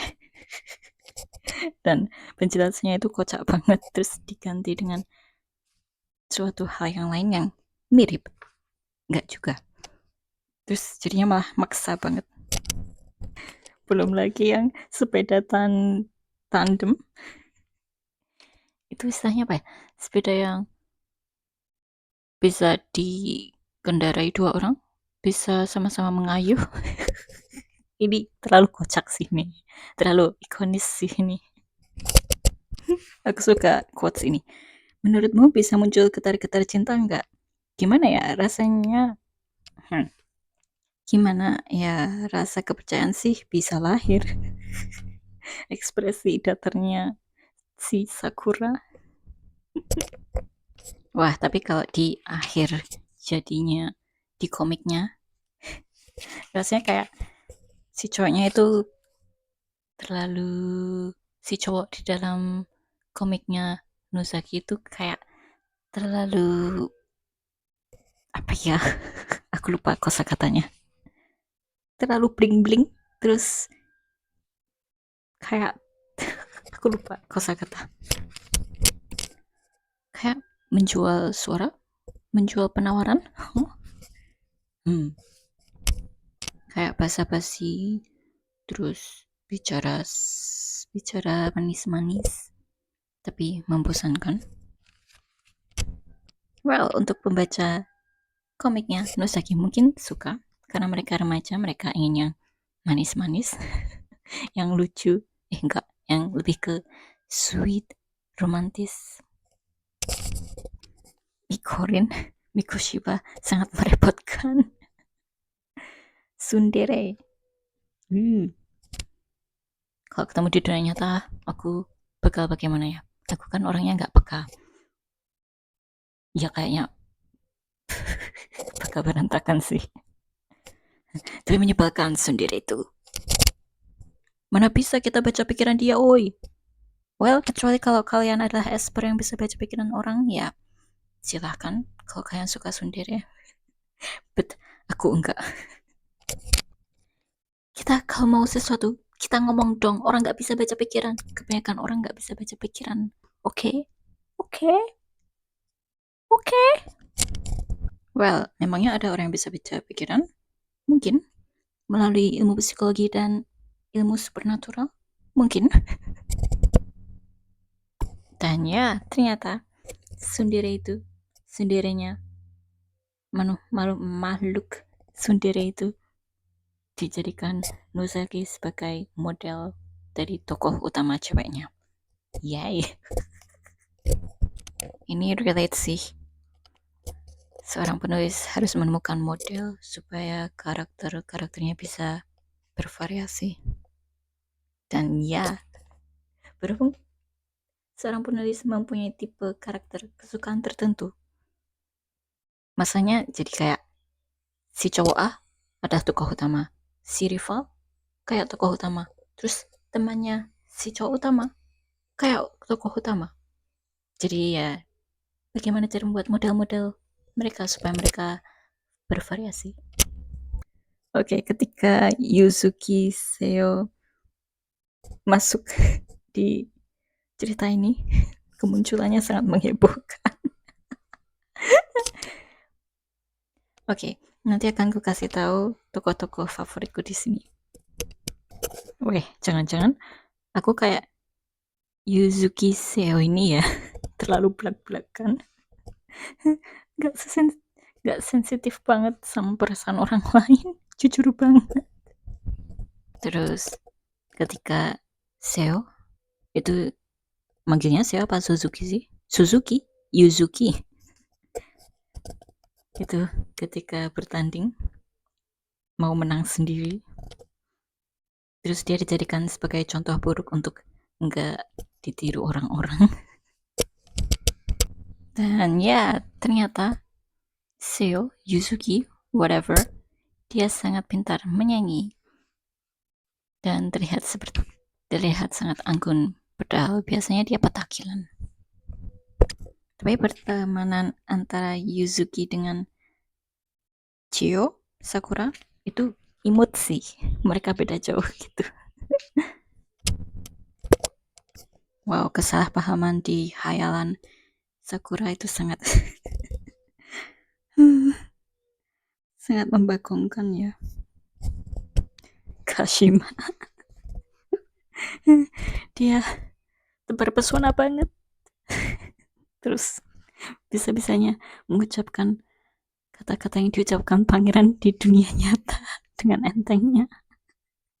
Terus KDRT, oh my god, maksudku ya ya wah, kembaliannya Kashima nggak tahu situasi sih. Soal Kashima, dia sama nggak sensitifnya seperti Yuzuki ya, belak-belakan banget, nggak perasaan banget woi. Wah, kok aku kasihan melihat si ketua klub drama ya, kayak repot banget harus menjemput si MVP, kemudian menangani masalah perempuan yang mengerubungi si pangeran. Oke, ada salah satu tokoh yang sangat ku benci sampai aku nggak mau membaca komik ini karena ketika ada dia. Well, aku nggak tahu ada berapa buku yang sudah aku baca dan ada berapa buku yang aku cuman lihat-lihat. Total yang aku punya itu sekitar 15 buku untuk komikus Shoujo Nozaki. Dan setiap kali manusia itu lewat, aku biasanya mengeskip ceritanya. Orang itu adalah editor lamanya Nozaki, Pak Maino. Nyebelin banget nih orang.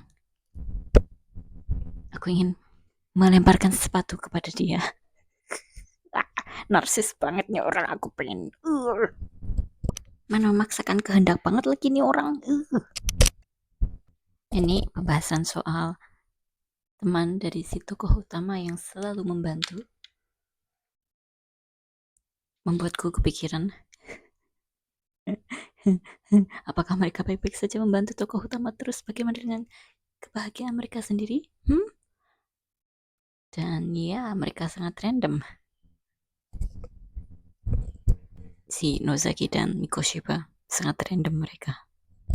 Aku kan jadi kepikiran sendiri woi. Ngomong-ngomong soal ide Pak Maino tentang Tanuki yang selalu muncul di setiap panel atau setiap cerita, meskipun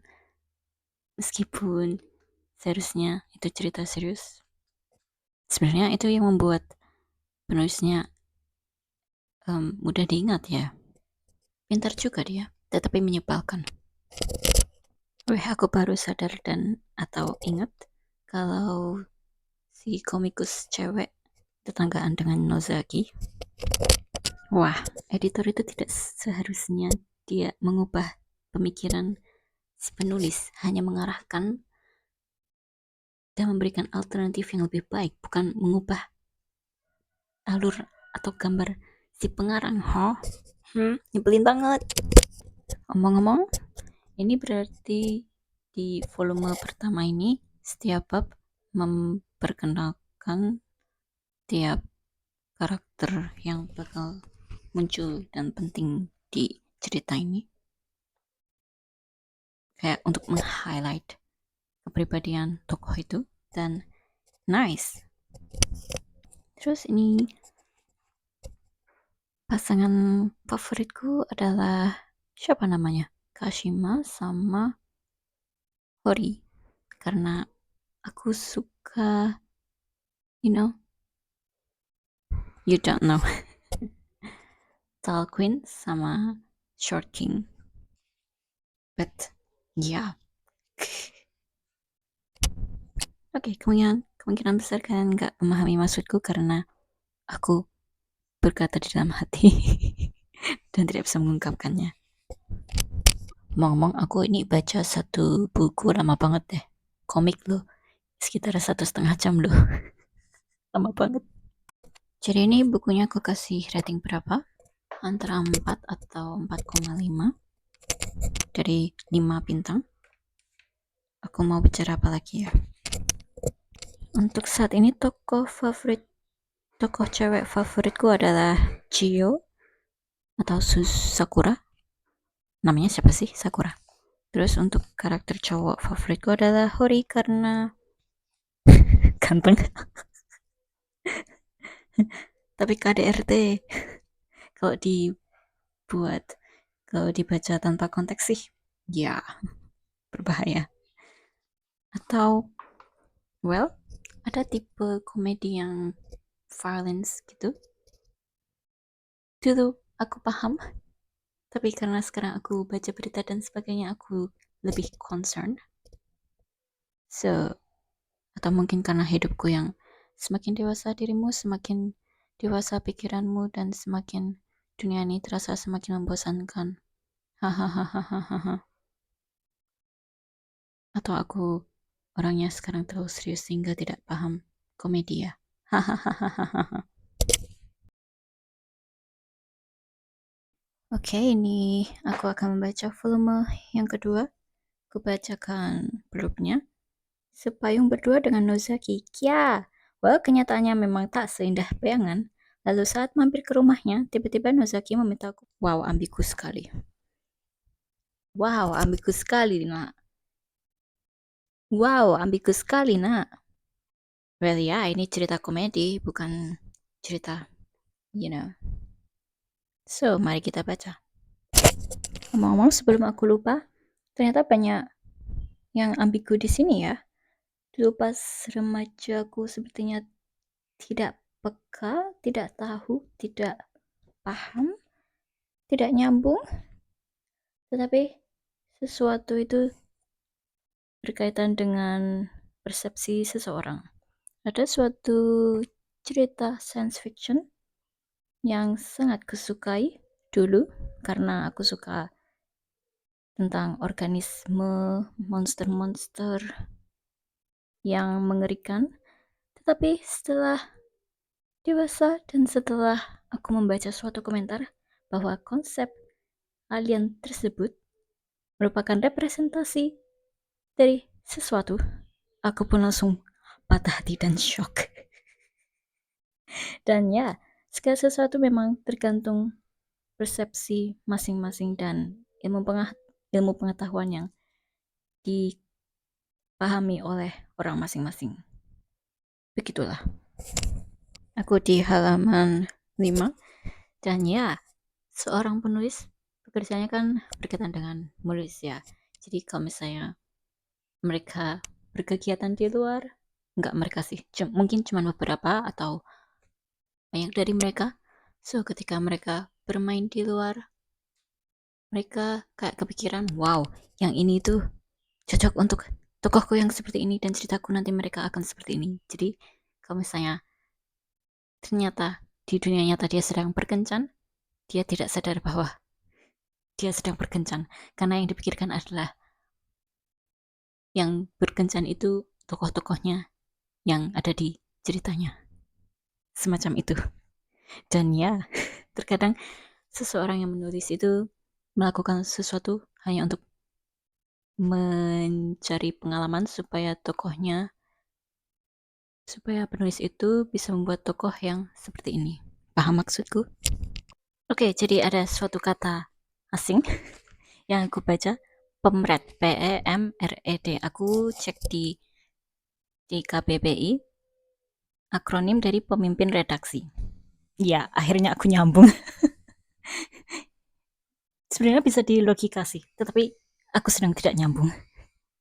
Ini aku ingin menimpuk Maino, iya kan itu namanya, dengan sendal rumah. Sendal. Ini nyebelin banget ya orang, editor macam apa kamu? Dan ada suatu hal yang sangat nyata di sini. Ketika seseorang cuma ingin untuk mengoreksi sesuatu, iya. Terus ketika dibawakan suatu hal yang sama dari sebelumnya, terus dia kayak, oh bagus, kau mendengarkan kritikku, padahal itu suatu hal yang sama. Ini lucu sih, dari interaksi antara Nozaki dengan Pak Ken.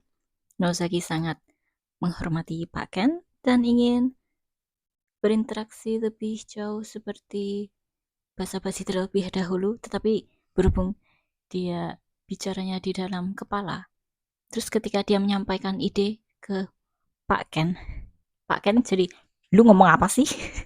Lucu banget interaksi mereka.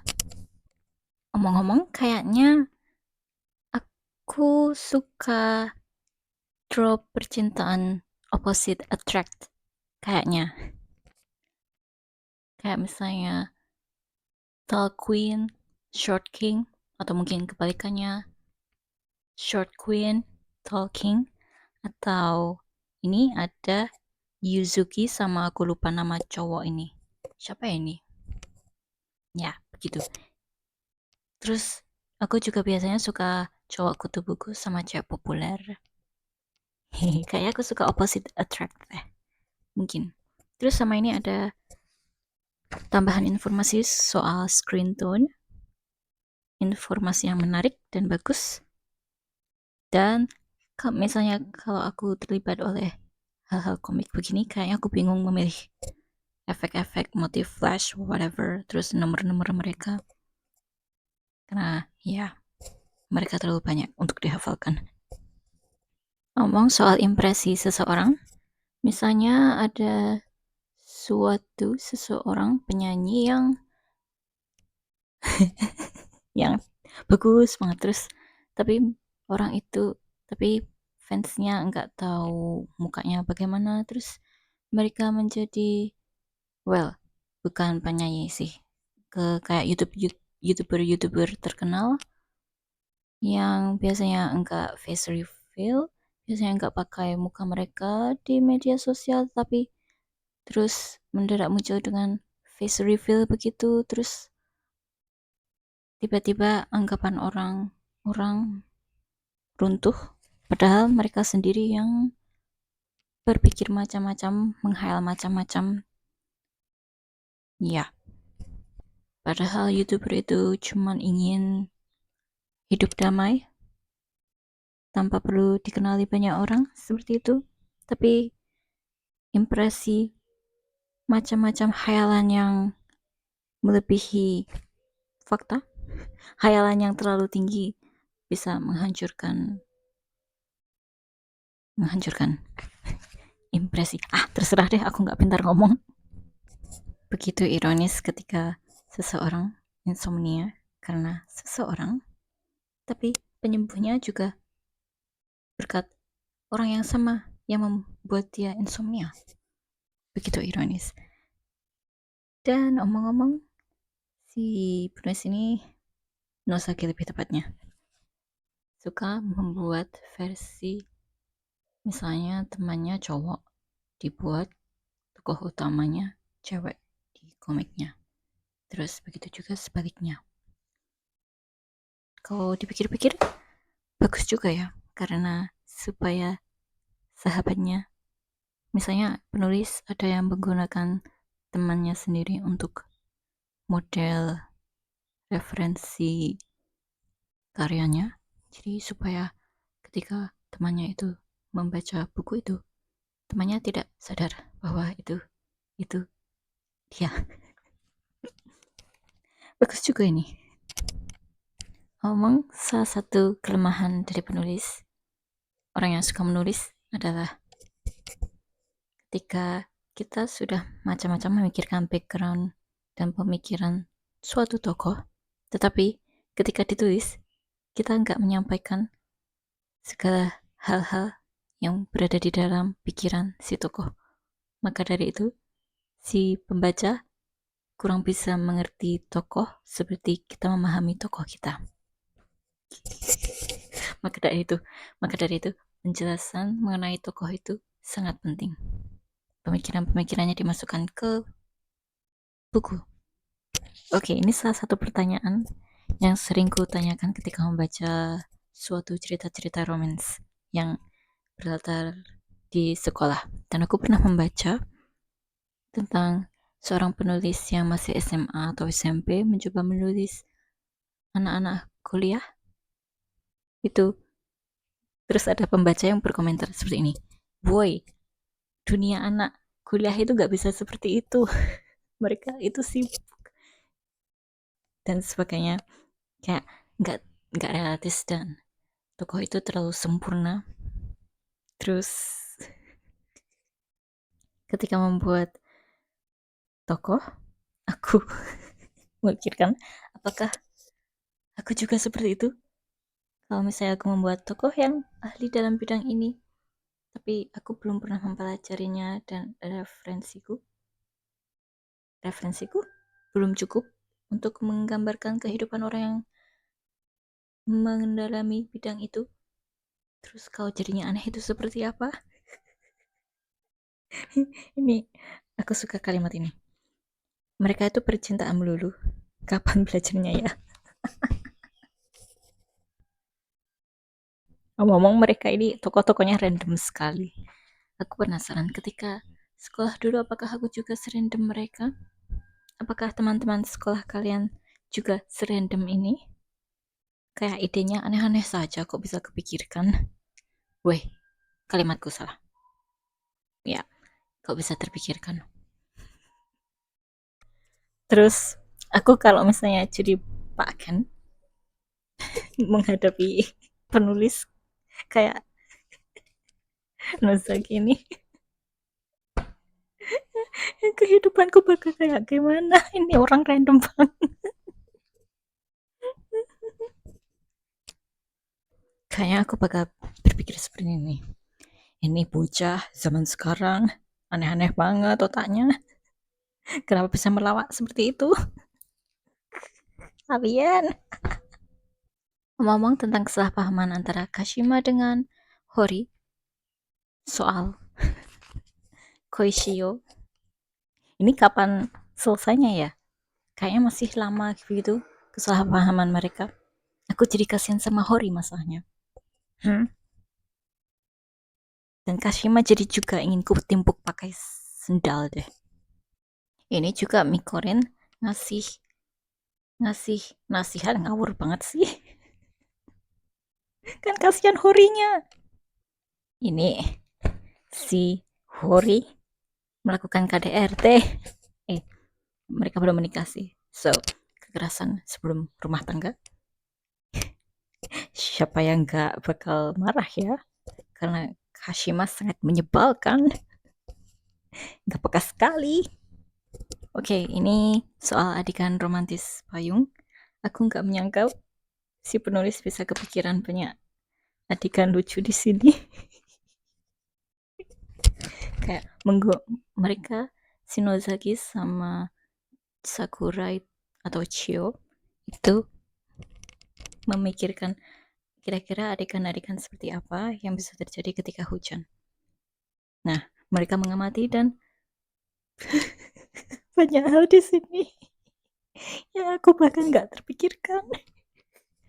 Mulai dari koloni jamur, terus ternyata dua-duanya nggak bawa payung, terus berhubung tinggi badan Chio sama Nozaki itu berbeda jauh, maka payungnya nyangkut.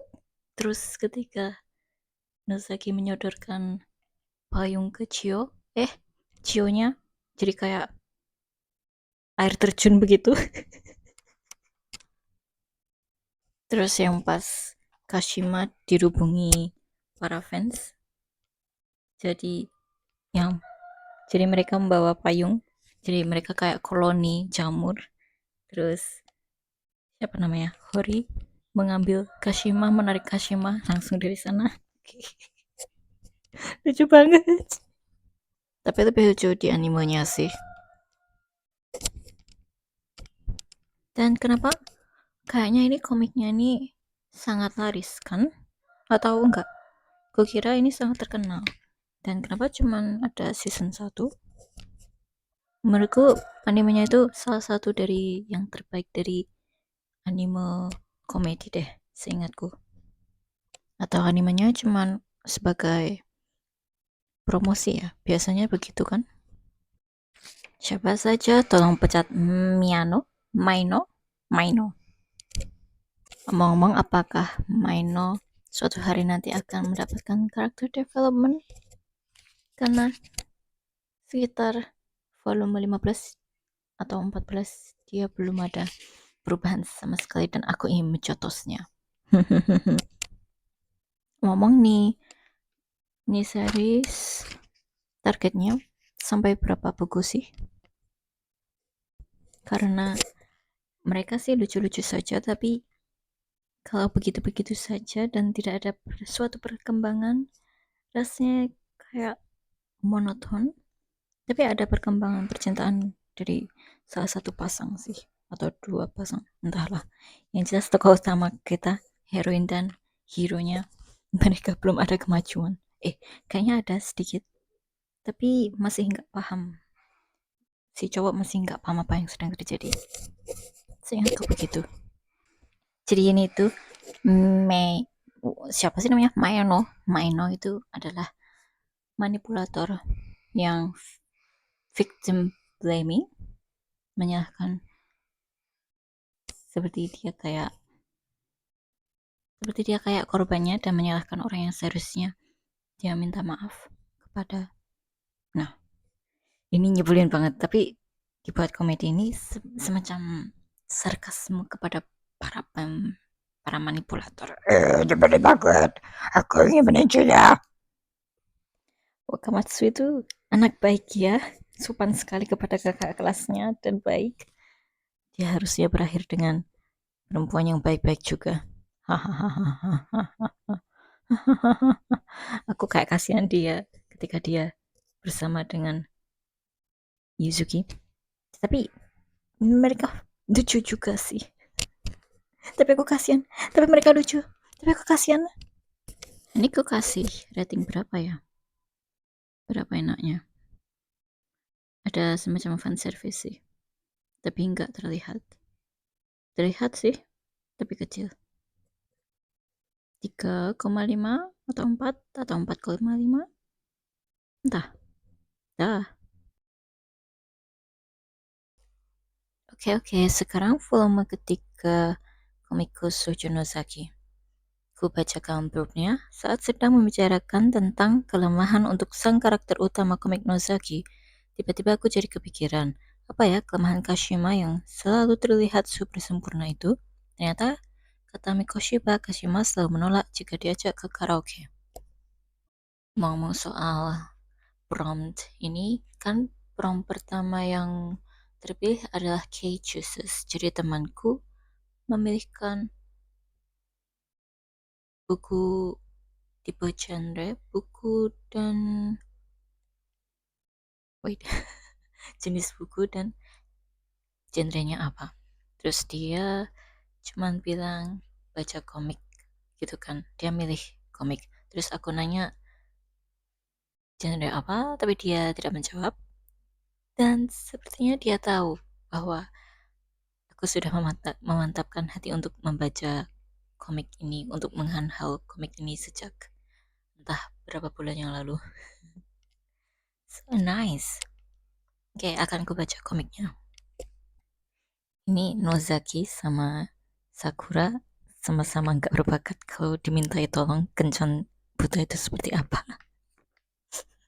Terus aku baru sadar kan pada akhirnya mereka malah kayak drama ngobrol drama cewek gitu kan, obrolan cewek. Terus dikira Mikorin ingin membuat harem, tapi dia karena terbiasa ngobrol obrolan cewek, jadi lebih lebih nyaman kalau kencan putihnya dia sama cewek semua.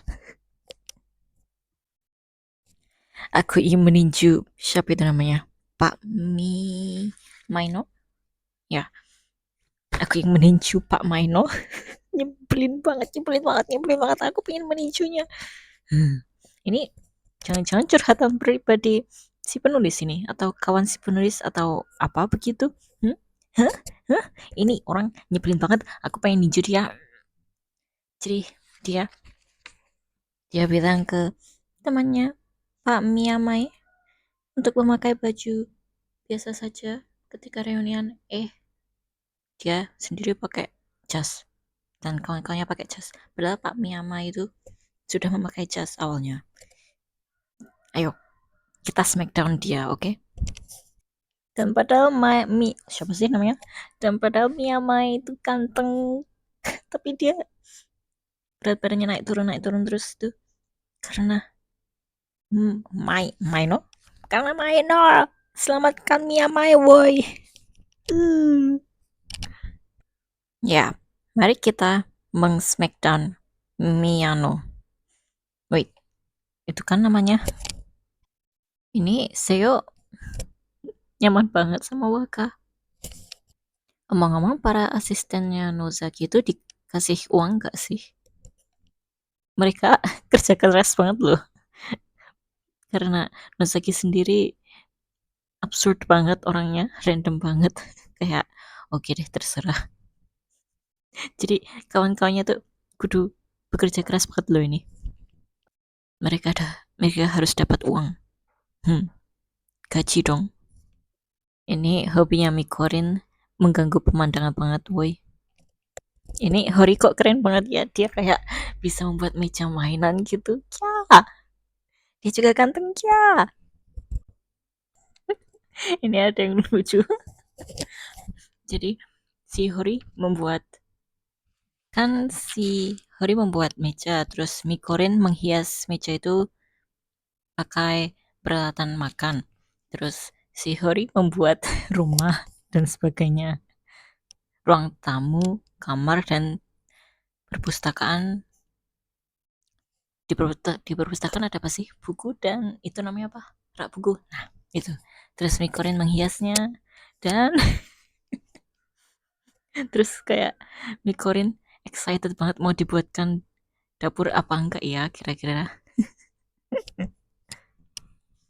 Mereka mah main rumah-rumah. Rumah bonekanya bagus lagi. Ini alih-alih cocok jadi pacar Chio, bukan? Nozaki malah lebih kayak emaknya Chio. Chio-nya juga imut banget. Oh, yang bab soal kesalahpahaman temannya Miyako itu cukup lucu. Persahabatan trio kocak kita, Nozaki, Sakura, dan Miko Shiba, itu lucu juga. Mereka random sekali. Mereka cocok jadi trio sohib.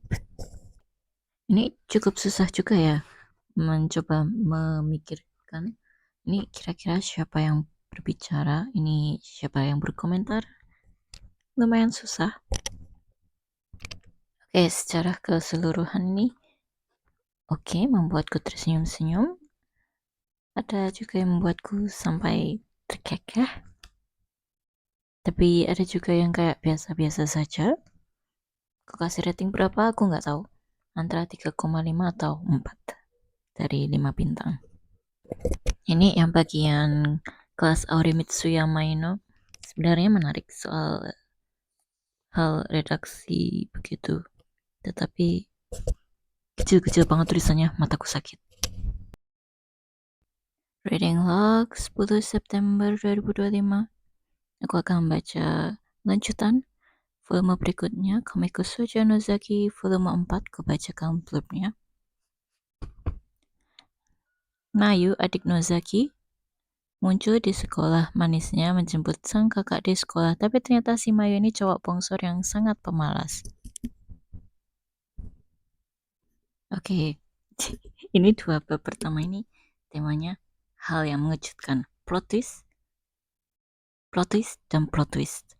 Kalau yang pertama, Nozaki memberi plot twist kepada Sakura. Terus kalau yang kedua, itu tentang 3 cowok memainkan otome game gratis. Yang pertama sih aku lumayan senyum-senyum. Yang kedua itu kayak random banget. Ada yang sampai membuatku what is happening. Yang kedua lucu. Waka itu anak baik banget, dia suka cewek, hati cewek, dan gak memandang fisik. Dan tipe yang dia tidak sukai adalah Seo, tapi ini ironis. Yang bab ketiga itu datar-datar saja. Tentang apa ya? Adiknya Nozaki. Terus bab keempat tentang Seo, tentang Wakamatsu yang nggak mood. Terus Seo jadi nggak mood. Setelah Wakamatsu bercerita suatu hal, Seo menjadi semangat lagi. Itu cukup imut menurutku. Dan omong-omong, ini untuk cover bab 5 di buku ini. Omong-omong soal Nozaki, Sakura, dan Mikoshiba, aku kok kayak kadang-kadang nge-ship Sakura sama Mikoshiba ya, karena Nozaki itu kayak sangat mengkhawatirkan dan sangat tidak bisa diharapkan dalam hal percintaan. Meskipun dalam soal memasak dan lain-lainnya dia sangat berbakat. Iya. Omong-omong, ide kencan di buku ini, di series ini menarik juga ya. Sangat menantang, tidak membosankan, seru, kayak friendship. Omong-omong kayaknya trop percintaan yang aku suka itu best friends to lovers juga deh kayaknya. Omong-omong, tolong penjarakan Mikorin dong. Hahaha. Wah, si Hori ini kekerasan sebelum rumah tangga ini. Ini lumayan kasihan juga ya, kesalahpahaman Kashima sama siapa namanya? Hori. Dan omong-omong nih di bab 36 ini ada adegan favoritku yang Kashima bermuka sapi atau benteng. Ya, itu lucu banget di animenya. Salah satu favoritku itu. Dan mungkin berhubung aku sering melihat itu dan perasaannya tidak sama di sini, jadi ini nggak selucu yang ada di anime. Karena ini lucu banget yang di animenya. Ini Pak Miai itu dapat lungsurannya Maino kan. Terus para penulis yang telah dipegang Maino itu jadi trauma, trust issues sama editor. Kasihan banget. Tolong berhentikan Maino. Tolong berhentikan Maino. Tolong pecat Maino. Terus yang bab terakhir ada yang festival ikonis. Ini mereka kayak berpasangan. Mikorin sama siapa ya? Terus sama ada perkenalan para tokoh, data-data para tokoh, terus sama seragam, tas mereka naik kereta atau enggak, terus klub ekstrakurikuler. Terus ya, ini mungkin ku kasih rating 3 atau 3,5 dari 5 bintang. Reading log 120925. Lanjutkan Komiko Shoujo Nozaki volume 5. Kubacakan blurbnya. Wakamatsu salah sangka mengira Kashima adalah pacar Seo. Bahkan demi memenuhi rasa penasarannya, Wakamatsu mengikuti Seo, Chio, dan Kashima ke toko. Ya. Ini tipe komik ini agak susah membayangkan apa yang dimaksud penulisnya ya. Ini halaman 7, ini kayak si Kashima. Jadi Sakura mendapatkan apa? Saran dari temannya. Terus Sakura membayangkan Kashima yang biasanya terang-terangan bilang apa ya? Tertarik kepada Hori. Iya, sebagai senior, junior semacam itu. Terus tiba-tiba Kashima merajuk. Terus ini Chiyo bicaranya ke siapanya? Horinya atau Kashimanya? Terus maksudnya apa coba? Susah dipahami. So, Sakura salah paham terus mencontoh Seo, tingkah laku Seo, terus dia imut sih. Terus Nozaki malah kayak jadi emak-emak yang khawatir anaknya puber. Lucu. Aku juga lumayan suka yang pas bagian Kashima sakit tenggorokan, terus teman-temannya, terus dia menuliskan kalimatnya di kertas, terus teman-temannya membacakannya. Kayak vibe anak drama banget, anak teater maksudku. Ini bocah-bocah klub judo ngapain ini mengajarikan yang buruk-buruk ini. Tunggu, di kereta kan yang dapat, jadi pertama-tama si Waka yang pakai kursinya, terus di halaman selanjutnya Mikoshiba yang pakai kursinya. Hah? Aku kelewatan sesuatu atau mereka gantian tempat duduk?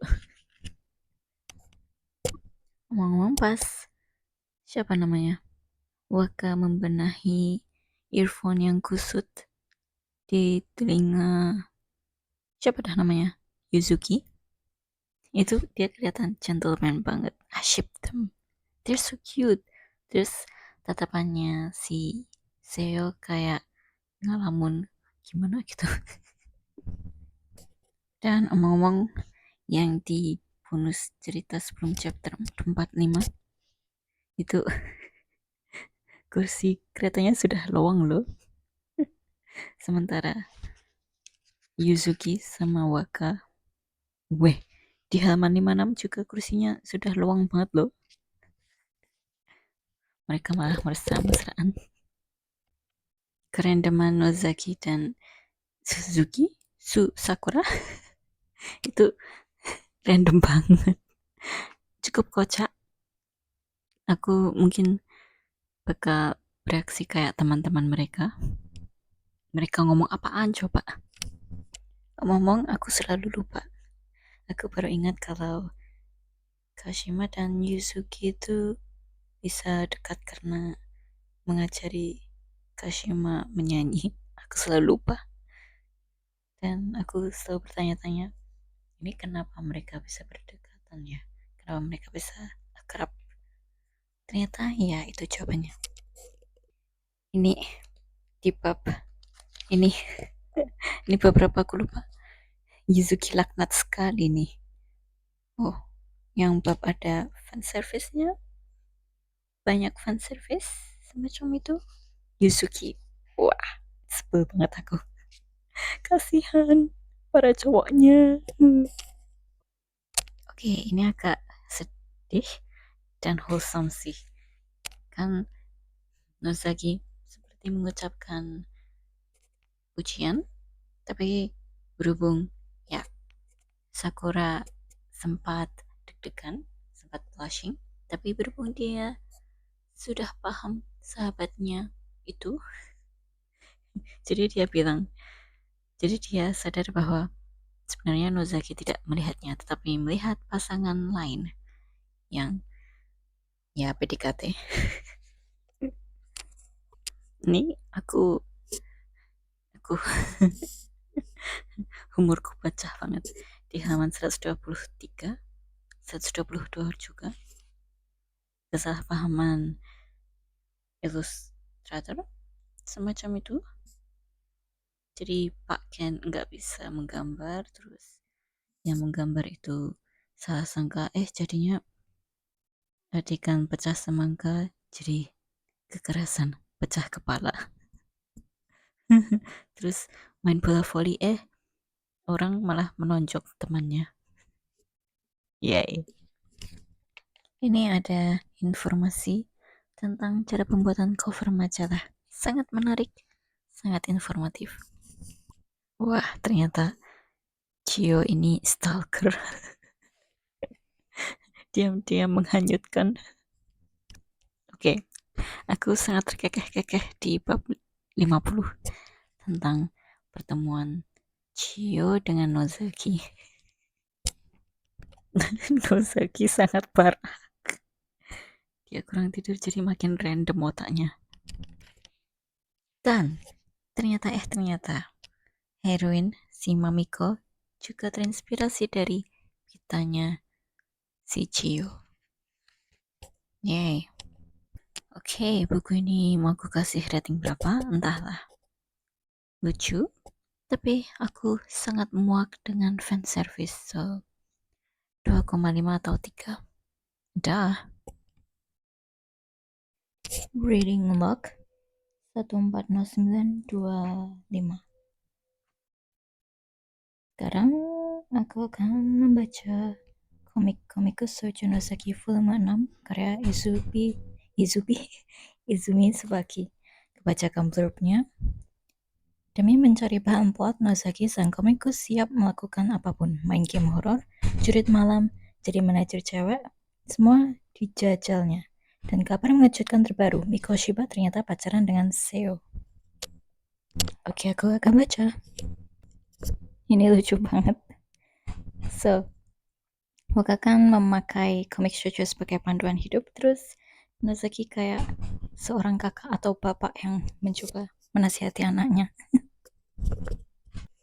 Ini soal Wakamatsu yang kepribadiannya berubah karena mengikuti komik shoujo lagi. Tapi aku jadi penasaran. Bakalan bagus kalau misalnya di volume-volume ke depan dia versi jahat antagonis keluar. Ya, aku ingin terjadi suatu masalah dengan Wakamatsu dan Seo. Terus Seo kayak akhirnya kalah gitu. Sesekali kayak salah satu kesalahan fatal adalah ketika penulis menggunakan nama yang tidak atau cukup sulit untuk dibedakan dia itu cewek atau cowok. Aku pernah membaca kan kalau sebenarnya bahasa Inggris tapi diterjemahkan kan. Nah, aku bingung dia cewek atau cowok. Terus mana kalau bahasa Inggris kan bisa he atau she. Nah, kalau diterjemahkan dia. Masalahnya nggak ada deskripsi kayak rambutnya seperti apa, ciri-ciri fisiknya seperti apa, jadi aku kesusahan. Oke, ini perasaanku saja atau Nozaki, Sakura, dan Mikoshiba sering banget bertiga di cover belakang sih. Mereka sahabatannya atau kalau ini komik-komik seperti biasanya, komik romantis seperti biasanya, mungkin cinta segitiga, tapi ini ya mereka sahabatan. Oke. Ini si Miyako ini parah banget gak pekanya. Dia gak tahu rumor yang berada di sekitarnya.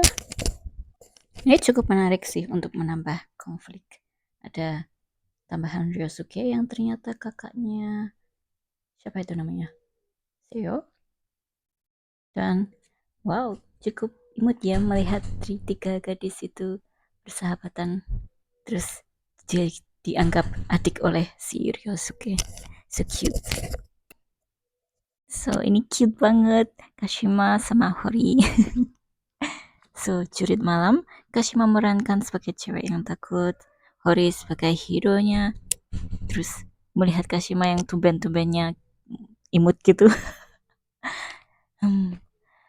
Semoga di volume-volume mendatang ada diperlihatkan sisi imutnya Kashima ya, supaya ada variasi konfliknya, you know, supaya tidak datar begini-begini saja. Terus yang di halaman 58, ya, Kashima ketakutan terus, ya. Ketakutan setengah mati karena cerita horor, ya.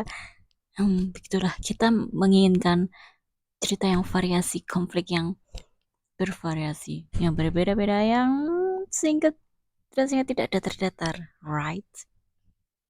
Ngomong, aku cukup bahagia karena si Kashima tidak kesalahpahaman Kashima terhadap Hori, dan Hori akhirnya mendapat peran hero dan semacam itu. Yay. Ini persahabatan antara Sakura dan Mikorin imut sekali. Mikorin kayak memak comblangkan, semacam Cupid di antara mereka. Entah berapa puluh menit kemudian aku keasyikan baca jadi lupa berkomentar. Ini Seo yang dandan seperti Lorelei, dia versi manis, versi anggun. Cantik banget cuy. Aku ingin sesekali muncul seperti ini si dia. Iya, cantik banget cuy. Terus Waka yang secara mengejutkan, meskipun tell me, tapi dia bisa menyadari perubahan Seo. Well, kalau di komik romance, ya ini romantis. Tapi ini masanya di komik komedi cuy. Mereka cocok banget, asyik them. Waka itu gentleman banget. Ya, tidak terobsesi pada kecantikan Seo, pada versi Seo yang seperti ini, tapi dia mementingkan percakapan yang hangat bersama teman. Dia kan suka cewek kepribadian baik ya. Well, Seo tidak baik sih. Tapi ya, Waka mementingkan kepribadian. Nice bro. Salah satu fun fact soal Kashima, kayaknya dia suka banget berguru ya, dan itu bagus. Dia berguru pada orang-orang yang lebih jago daripada dia. Nice. Oke. Untuk komik ini aku mungkin akan mengasih rating 4 mungkin. Oke. Reading log 19 September 25. Aku akan melanjutkan membaca komik Shoujo Nozaki kali ini volume 7. Kubacakan blurbnya. Demi menyelamatkan klub basket dari serangan Seo, para anggota basket pun memutuskan untuk menjadikan Wakamatsu tumbal untuk Seo demi kelangsungan kegiatan klub basket. Ngomong-ngomong, art berwarna yang ada di dalam komiknya, mereka kelihatan cantik-cantik dan ganteng-ganteng woi. Oke, ini bab pertama di komik ini, di yang volume ini kan tentang ponsel jadul ya. Ini komiknya dibuat 2015. Sebentar. 2015, apakah teman-temanku ada yang masih oke, ya, termasuk sih. Kayaknya sekitar 2014 aku masih pakai ponsel jadul. Oke. Weh, zaman itu kan teman-temanku juga masih pakai ponsel semacam jadul itu ya. Masih bukan tentunya layar sentuh. Sudah ada belum ya? Kayak udah atau belum? Entahlah. Kayaknya masih ada yang pencet-pencet. 1, 2, 3-nya masih ada. Kayaknya deh. Weh, aku lupa. HP-HP macam apa yang aku punyai. Yang jelas aku punya yang flip. Yang bisa dibuka itu, Apa ya? Semasa SMA, HP ku apaan coba? Kuliah, terus kayaknya sudah mulai layar sentuh kan? Ini menarik sih pembahasan HP jadul dan smartphone, ya kan?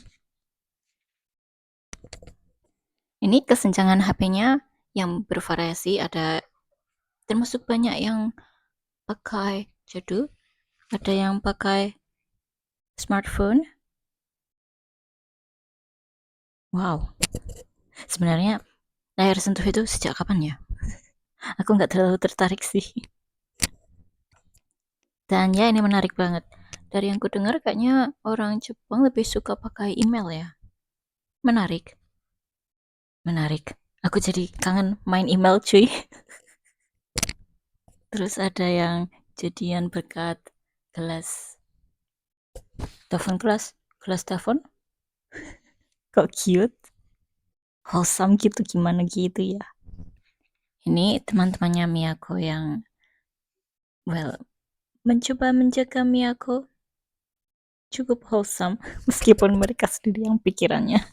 Miyako sendiri kenapa kesalahpahaman. Makanya komunikasi woi.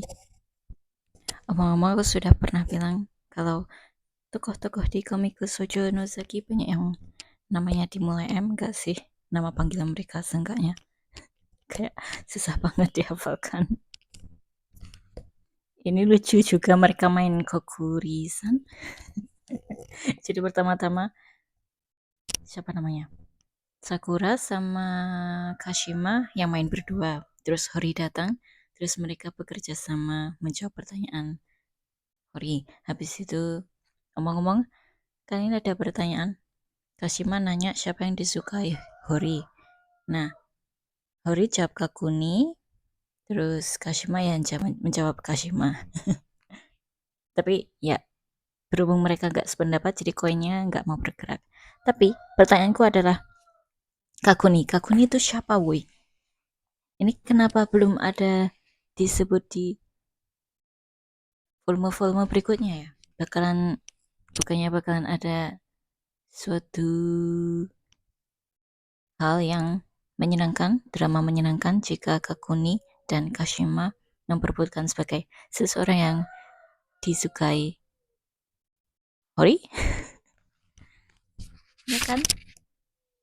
Kokuri. Nama gamenya Kokuri. Ini dia jelas-jelas menjawab Kakuni.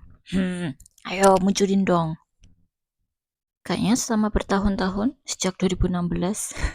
Wow, sudah hampir 10 tahun. Oke. Omong-omong, salah satu hal yang membuatku ingin mengunhaul dan sudah tidak tertarik lagi dengan komik serial ini adalah karena rilisnya lama banget nunggunya. Like beneran deh. Setahun sekali ya? Atau 2 tahun sekali? Dan ya aku malas menunggu, jadi ya kalau beli komik sekarang aku yang sudah tamat ya. Yang serinya udah full. Yep. Terus lucu banget, habis Hori gabung terus Nozaki ikut gabung kan, terus yang Kashima, Sakura dan Hori bekerja sama, atau lebih tepatnya menyerahkan jawabannya kepada Sakura yang serba tahu soal Nozaki. Terus ekspresi Hori sama Kashima, kekurisan, mohon bantuannya. Yeay, akhirnya salah, siapa namanya? Yeay, akhirnya Waka bisa menang melawan Seo. Yeay. Dan sisi Seo yang malu kalau apa ya, dijejein atau dipuji atau seseorang bilang suka ke dia. Itu lucu banget. Yeay. Tapi toh, seingatku ya, para laki di sini mengucapkan rasa suka itu kayak gampang banget, nggak dari hati, tapi cukup imut dan lucu, kayak gamblang banget bicaranya. Apakah ini kemajuan? Well, ini termasuk variasi daripada yang lain-lain. Maksudku sudah ada semacam kemajuan, tapi masih ada 7 volume lagi sih. Kayaknya makin lama makin repetitif ya. Tapi yang ini ada pembaruan, jadi ya yang ini nggak repetitif. Tapi kalau volume-volume selanjutnya aku nggak tahu. Ini Sakura sama Mikorin kalau jadi kakak adik, kalau jadi kakak adik cocok juga ya. Ini si Hori pandai menyetrika dan mix and match kostum ya. Dia kalau soal panggung dia sangat berbakat. Dia pintar gak sih? Entahlah. Ini tuh Sakura itu tipe yandere baru ya. Dia seram banget. Demi supaya cowok yang disukainya gak populer, dia kayak sadis banget. Lupa 1, 2, 3 tes tes. Ini sejak kapan mikrofonku baterainya habis ya? Yang bagian Cio agak mengerikan soal cowok yang disukainya dan ternyata dia semacam yandere, sadis begitu demi cowok yang disukainya gak populer. Terus sama Kashima yang menurut untuk memberikan bola basket kepada Hori yang berada di tim lawan, tapi ya lucu banget. Aku suka ekspresinya si Pak Miyamai ketika membaca name-nya Nozaki. Dia kayak flabbergasted gitu. Kayak nggak percaya, double checking. Ini Wakamatsu kayaknya percaya di sini. Dia kan biasanya adik kelas yang manis, terus sopan, gentleman, ceria, ya sopan. Terus dia tiba-tiba bilang diam dengan surat mata tajam. Terus kayak dia yang biasanya push over terus jadi kayak tegas gitu, kayak wow, sangat membuat shock. Dia sangat percaya di komik ini. Nice. Ini kayaknya aku kasih rating 4,5 atau 5. Iya, sangat menghibur. Well, lebih tepatnya karena aku nggak kasihan dengan Mikoshiba, salah, Waka. Dia kayak nggak melas banget begitu. Ya. Reading log 200925. Lanjut, ini volume ke-8 dari komik Kusujo Nozaki. Bacakan blurbnya. Mikoshiba yang selama ini merahasiakan pekerjaannya sebagai asisten Nozaki akhirnya ketahuan oleh Wakamatsu. Di waktu lain, Wakamatsu pun berhadapan dengan kakak Seo, Ryosuke. Ngomong kok aku nggak inget ya kalau di komiknya ada soal Mikoshiba menitipkan barangnya ke Nozaki. Kok di animenya kayaknya ada ya. Tapi kalau di komik kok kayaknya tiba-tiba koleksinya Mikoshiba ada di Nozaki begitu. Ada dialognya nggak sih? Untuk siapa namanya? Waka sama Hori, mereka masih belum tahu pekerjaannya Mikoshiba ya. Dulu kayaknya pernah ada episode hujan, mereka menginap bareng di rumah Nozaki, di kosan Nozaki. Terus mereka mengeluarkan barang-barang peralatan. Terus apa mereka nggak, Waka dan Hori nggak berpikir bahwa Mikoshiba juga asistennya Nozaki ya? Aku lupa percakapannya, tapi iya. Ngomong-ngomong, para asistennya itu digaji berapa ya? Dulu kayaknya belum, kan ada tulisan nanti akan diceritakan di ceritanya, tapi sampai saat ini belum ada penjelasan soal gaji mereka. Ini aku suka jiwa kompetitif Hori dan Kashima yang ingin melakukan segala sesuatu dengan sempurna. Ini kayak Hori itu sebagai guru besarnya Kashima, lucu. Ini ada bubble yang agak membingungkan. Beberapa kali kulihat begini. Jadi ini semacam tokoh lain bisa membaca pikiran tokoh lain begitu. Atau ini kesalahan pemakaian bubble? bubble yang buat di pikiran dan buat yang dibicarakan dengan orang lain, semacam itu. Atau ini semacam lawak kalau ekspresi suatu tokoh mudah ditebak sehingga tokoh yang lainnya bisa kayak membaca pikiran begitu. Ini anak-anak klub drama. Gila juga, mereka kayak orang tua atau keluarga yang melihat seseorang anggota keluarga mereka bekerja. Relatable sih. Nah kan ada di halaman lain ini kayak tokoh lain berpikir pakai bubble yang berpikir begitu, terus tokoh lain bisa menyahut-nyahut. Ini apa kesalahan pemakaian bubble? Ya kan istilahnya. Atau bagaimana? Ini pertemuan Waka dengan kakak iparnya, calon kakak iparnya. Semacam itu. Lucu banget. Cute.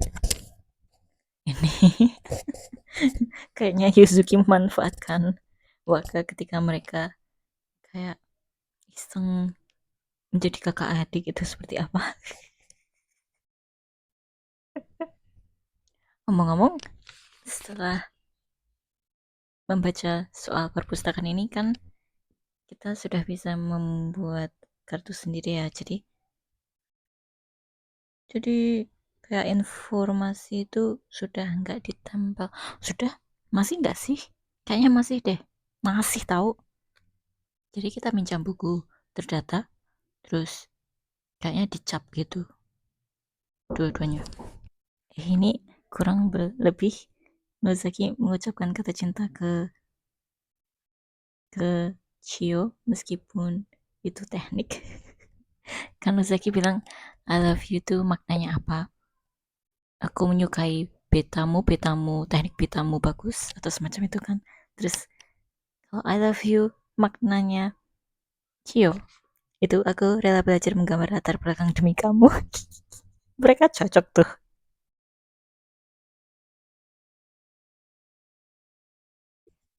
Ini kasihan juga. Siapa namanya? Ayu.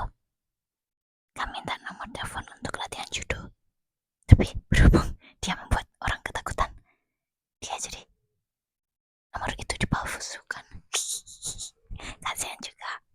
Amang-amang, aku ini membaca komik lama amat, woi. 2 jaman lebih, woi, satu komik. Kok lama banget sih? Terus di bab berikutnya, terus kalau misalnya anak-anak cowok terus anak-anak cewek baca komik bareng begitu, terus mereka kayak emosional gitu, imut.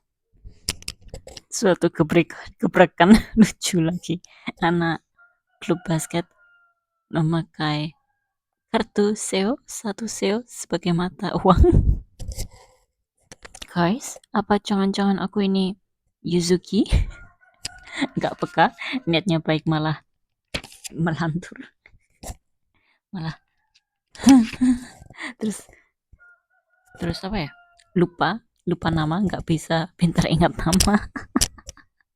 Ini kayaknya ada salah terjemahan deh di apa itu panel yang kedua itu kesehatan Mamiko, panel berikutnya keseharian Mamiko ya.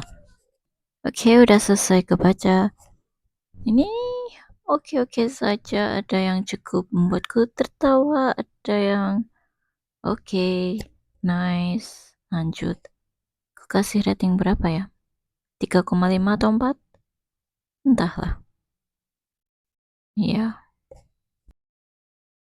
Oke, ini tanggal 24/09/25. Aku mulai bosan membaca satu judul komik terus menerus. Aku membutuhkan hiburan, sesuatu suasana yang berbeda. Mungkin aku bakal baca ebook, tetapi random ebook. Tetapi aku memutuskan untuk membaca ulang. Enggak juga sih, cuman ini ada buku Tange Sakura karya The Winner Samurai Fiction Contest. Ini Ini bukunya lama banget sih.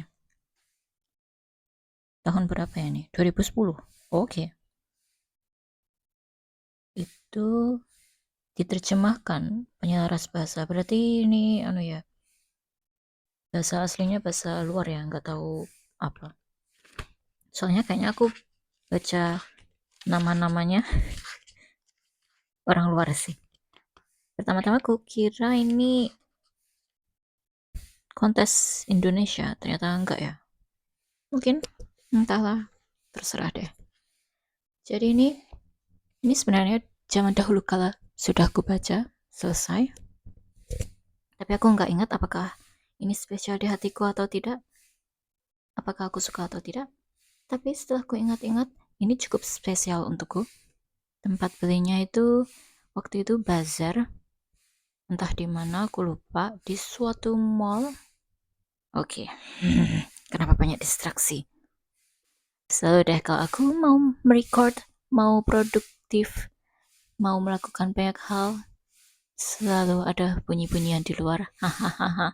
Setelah tidak ada bunyi-bunyian di luar, aku sudah kecapean sendiri menunggu waktu itu tiba. Hahaha. Tapi ya, good work, ma'am, or Mr. or whatever you are. Thank you for. Terima kasih telah membersihkan halaman rumahku. Yay, semoga sehat, semoga mendapatkan rezeki, semoga sehat, semoga kenyang, semoga, semoga. Ini ngomong bukunya sudah jelek banget, kena bocor. Aduh, mak. Ini eman-eman sih, berjamur. Aku bersihin pula. Ini aku udah beli di suatu mall. Ada bazar. Salah satu buku yang aku beli adalah Naruto, tokoh-tokoh di Naruto, dan semacamnya. Tapi buku itu sudah lama menghilang dari koleksiku, entah kenapa. Kayaknya itu salah satu buku yang aku singkirkan karena otakku sedang berantakan. Hahaha. Ya, dan sudah tidak begitu tertarik lagi dengan Naruto. Oke, terus ini bukuku pilih. Well, waktu itu aku masih muda, mungkin SD. So, kan covernya seperti itu. Mamaku mengira ini tentang dewasa yang itu, tapi seingatku ini lebih ke dewasa yang pembunuhan. Hahaha. Hahaha. Iya. Murder. Oke. Terus apa lagi ingatanku? Waktu itu habis beli buku ini kami makan di food court. Food court. Cara bacanya gimana? Terus ya, akan kubacakan blurbnya. Tapi memang banget ini. Bukunya sudah jelek. Mauku unhaul? Sepertinya tidak akan karena sangat spesial di hati. Kubacakan blurbnya. Aku menantangmu. Suara yang lemah tapi tegas terucap dari balik sebuah caping jerami besar yang menutupi wajahnya. Pelayan Matsudaira, Omotaka Masakazu, segera bangkit dari tempatnya. Biarkan hamba yang melayaninya, ujarnya memutuskan. Sama sekali tidak akan memakan waktu lama untuk menyuruh pengemis itu keluar. Sensei Hara segera mengangguk. Masakazu segera mengambil sebuah pedang kayu dari rak dan mengangkatnya ke arah Ronin tersebut. Dengan satu gerakan, sang Ronin perlahan-lahan meletakkan kata kanannya yang bersarung ke atas lantai. Kemudian barulah diangkatnya pedang kayu yang digunakannya. Saat itulah baru terlihat bila lengan kimono di sebelah kanan Ronin itu tergantung kosong. Sebagai pembelaanku, ini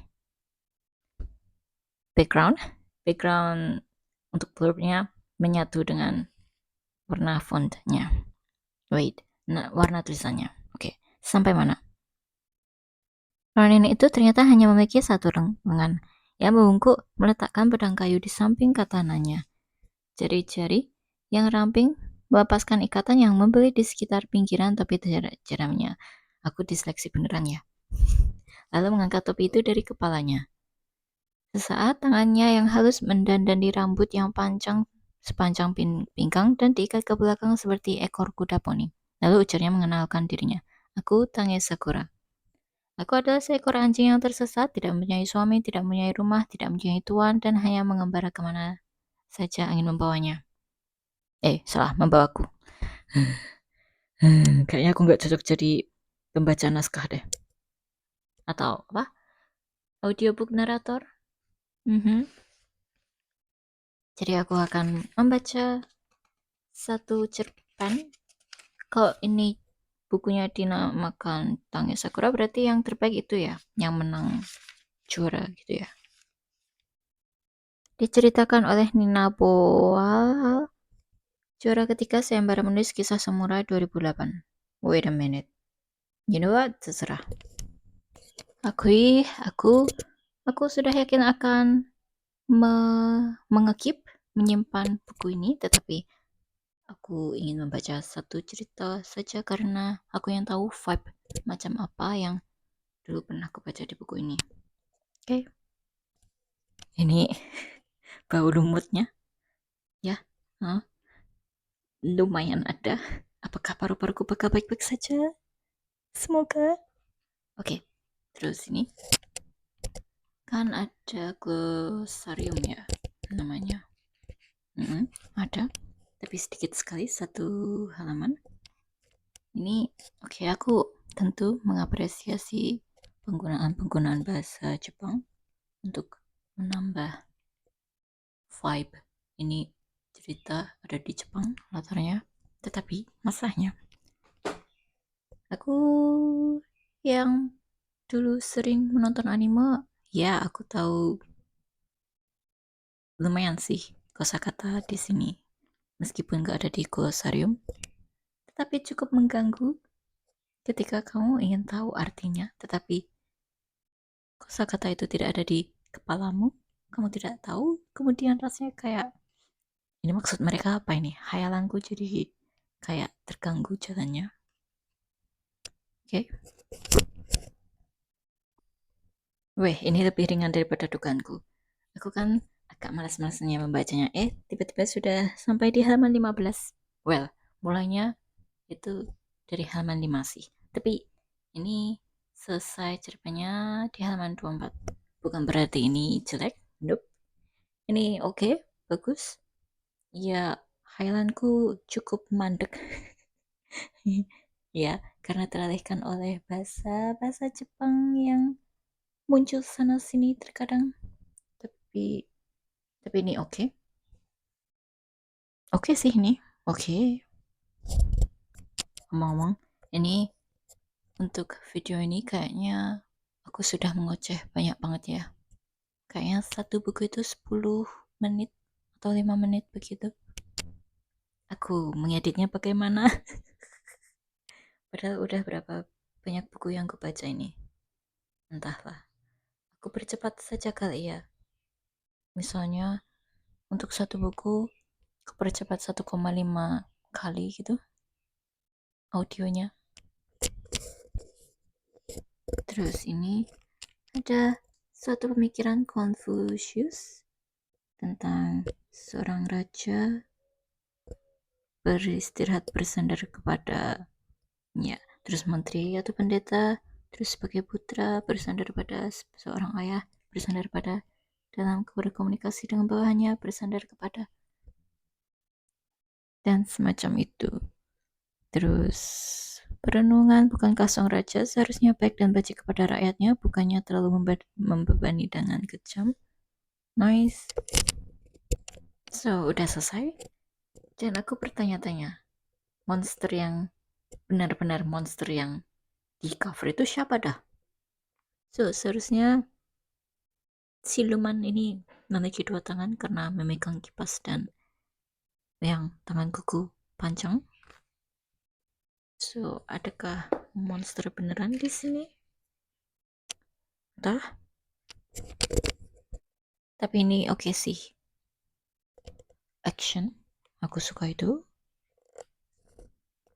Ingin rasanya aku membeli amplas, kemudian mengamplas ini bagian bawah itunya. bukunya, terus supaya jamurnya nggak ada di sana. Apakah paru-paruku bakal baik-baik saja? Semoga. Halo. Jadi, berhubung bulan depan adalah bulan yang istimewa untukku.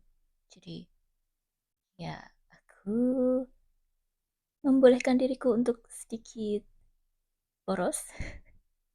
Jadi, aku bulan ini di gajian sale menemukan voucher murah dan harga buku yang ku targetkan itu murah. Jadi, aku membelinya karena aku beberapa bulan ini kepikiran terus ingin membelinya. Tapi sebenarnya aku bisa membelinya dengan harga yang 15.000 lebih murah karena teknik mencari voucherku ketinggalan zaman. Aku baru menemukan teknik mencari voucher kemarin karena aku jarang buka online shop.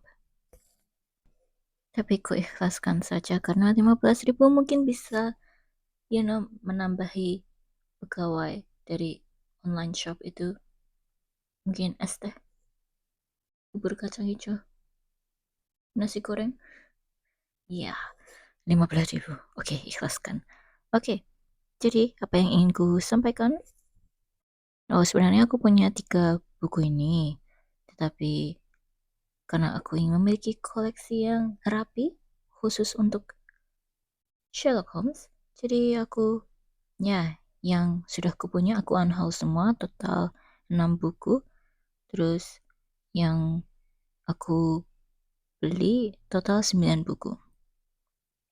Yang dulu aku keep juga aku jadinya unhaul.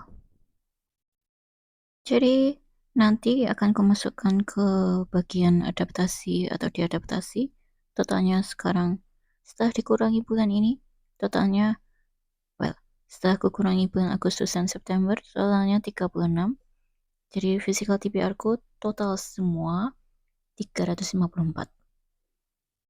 Ya, jadi yang Sherlock Holmes sudah kupunya dan yang sudah kubeli, ku hitung semua sejak sekalian supaya aku nggak bingung nantinya.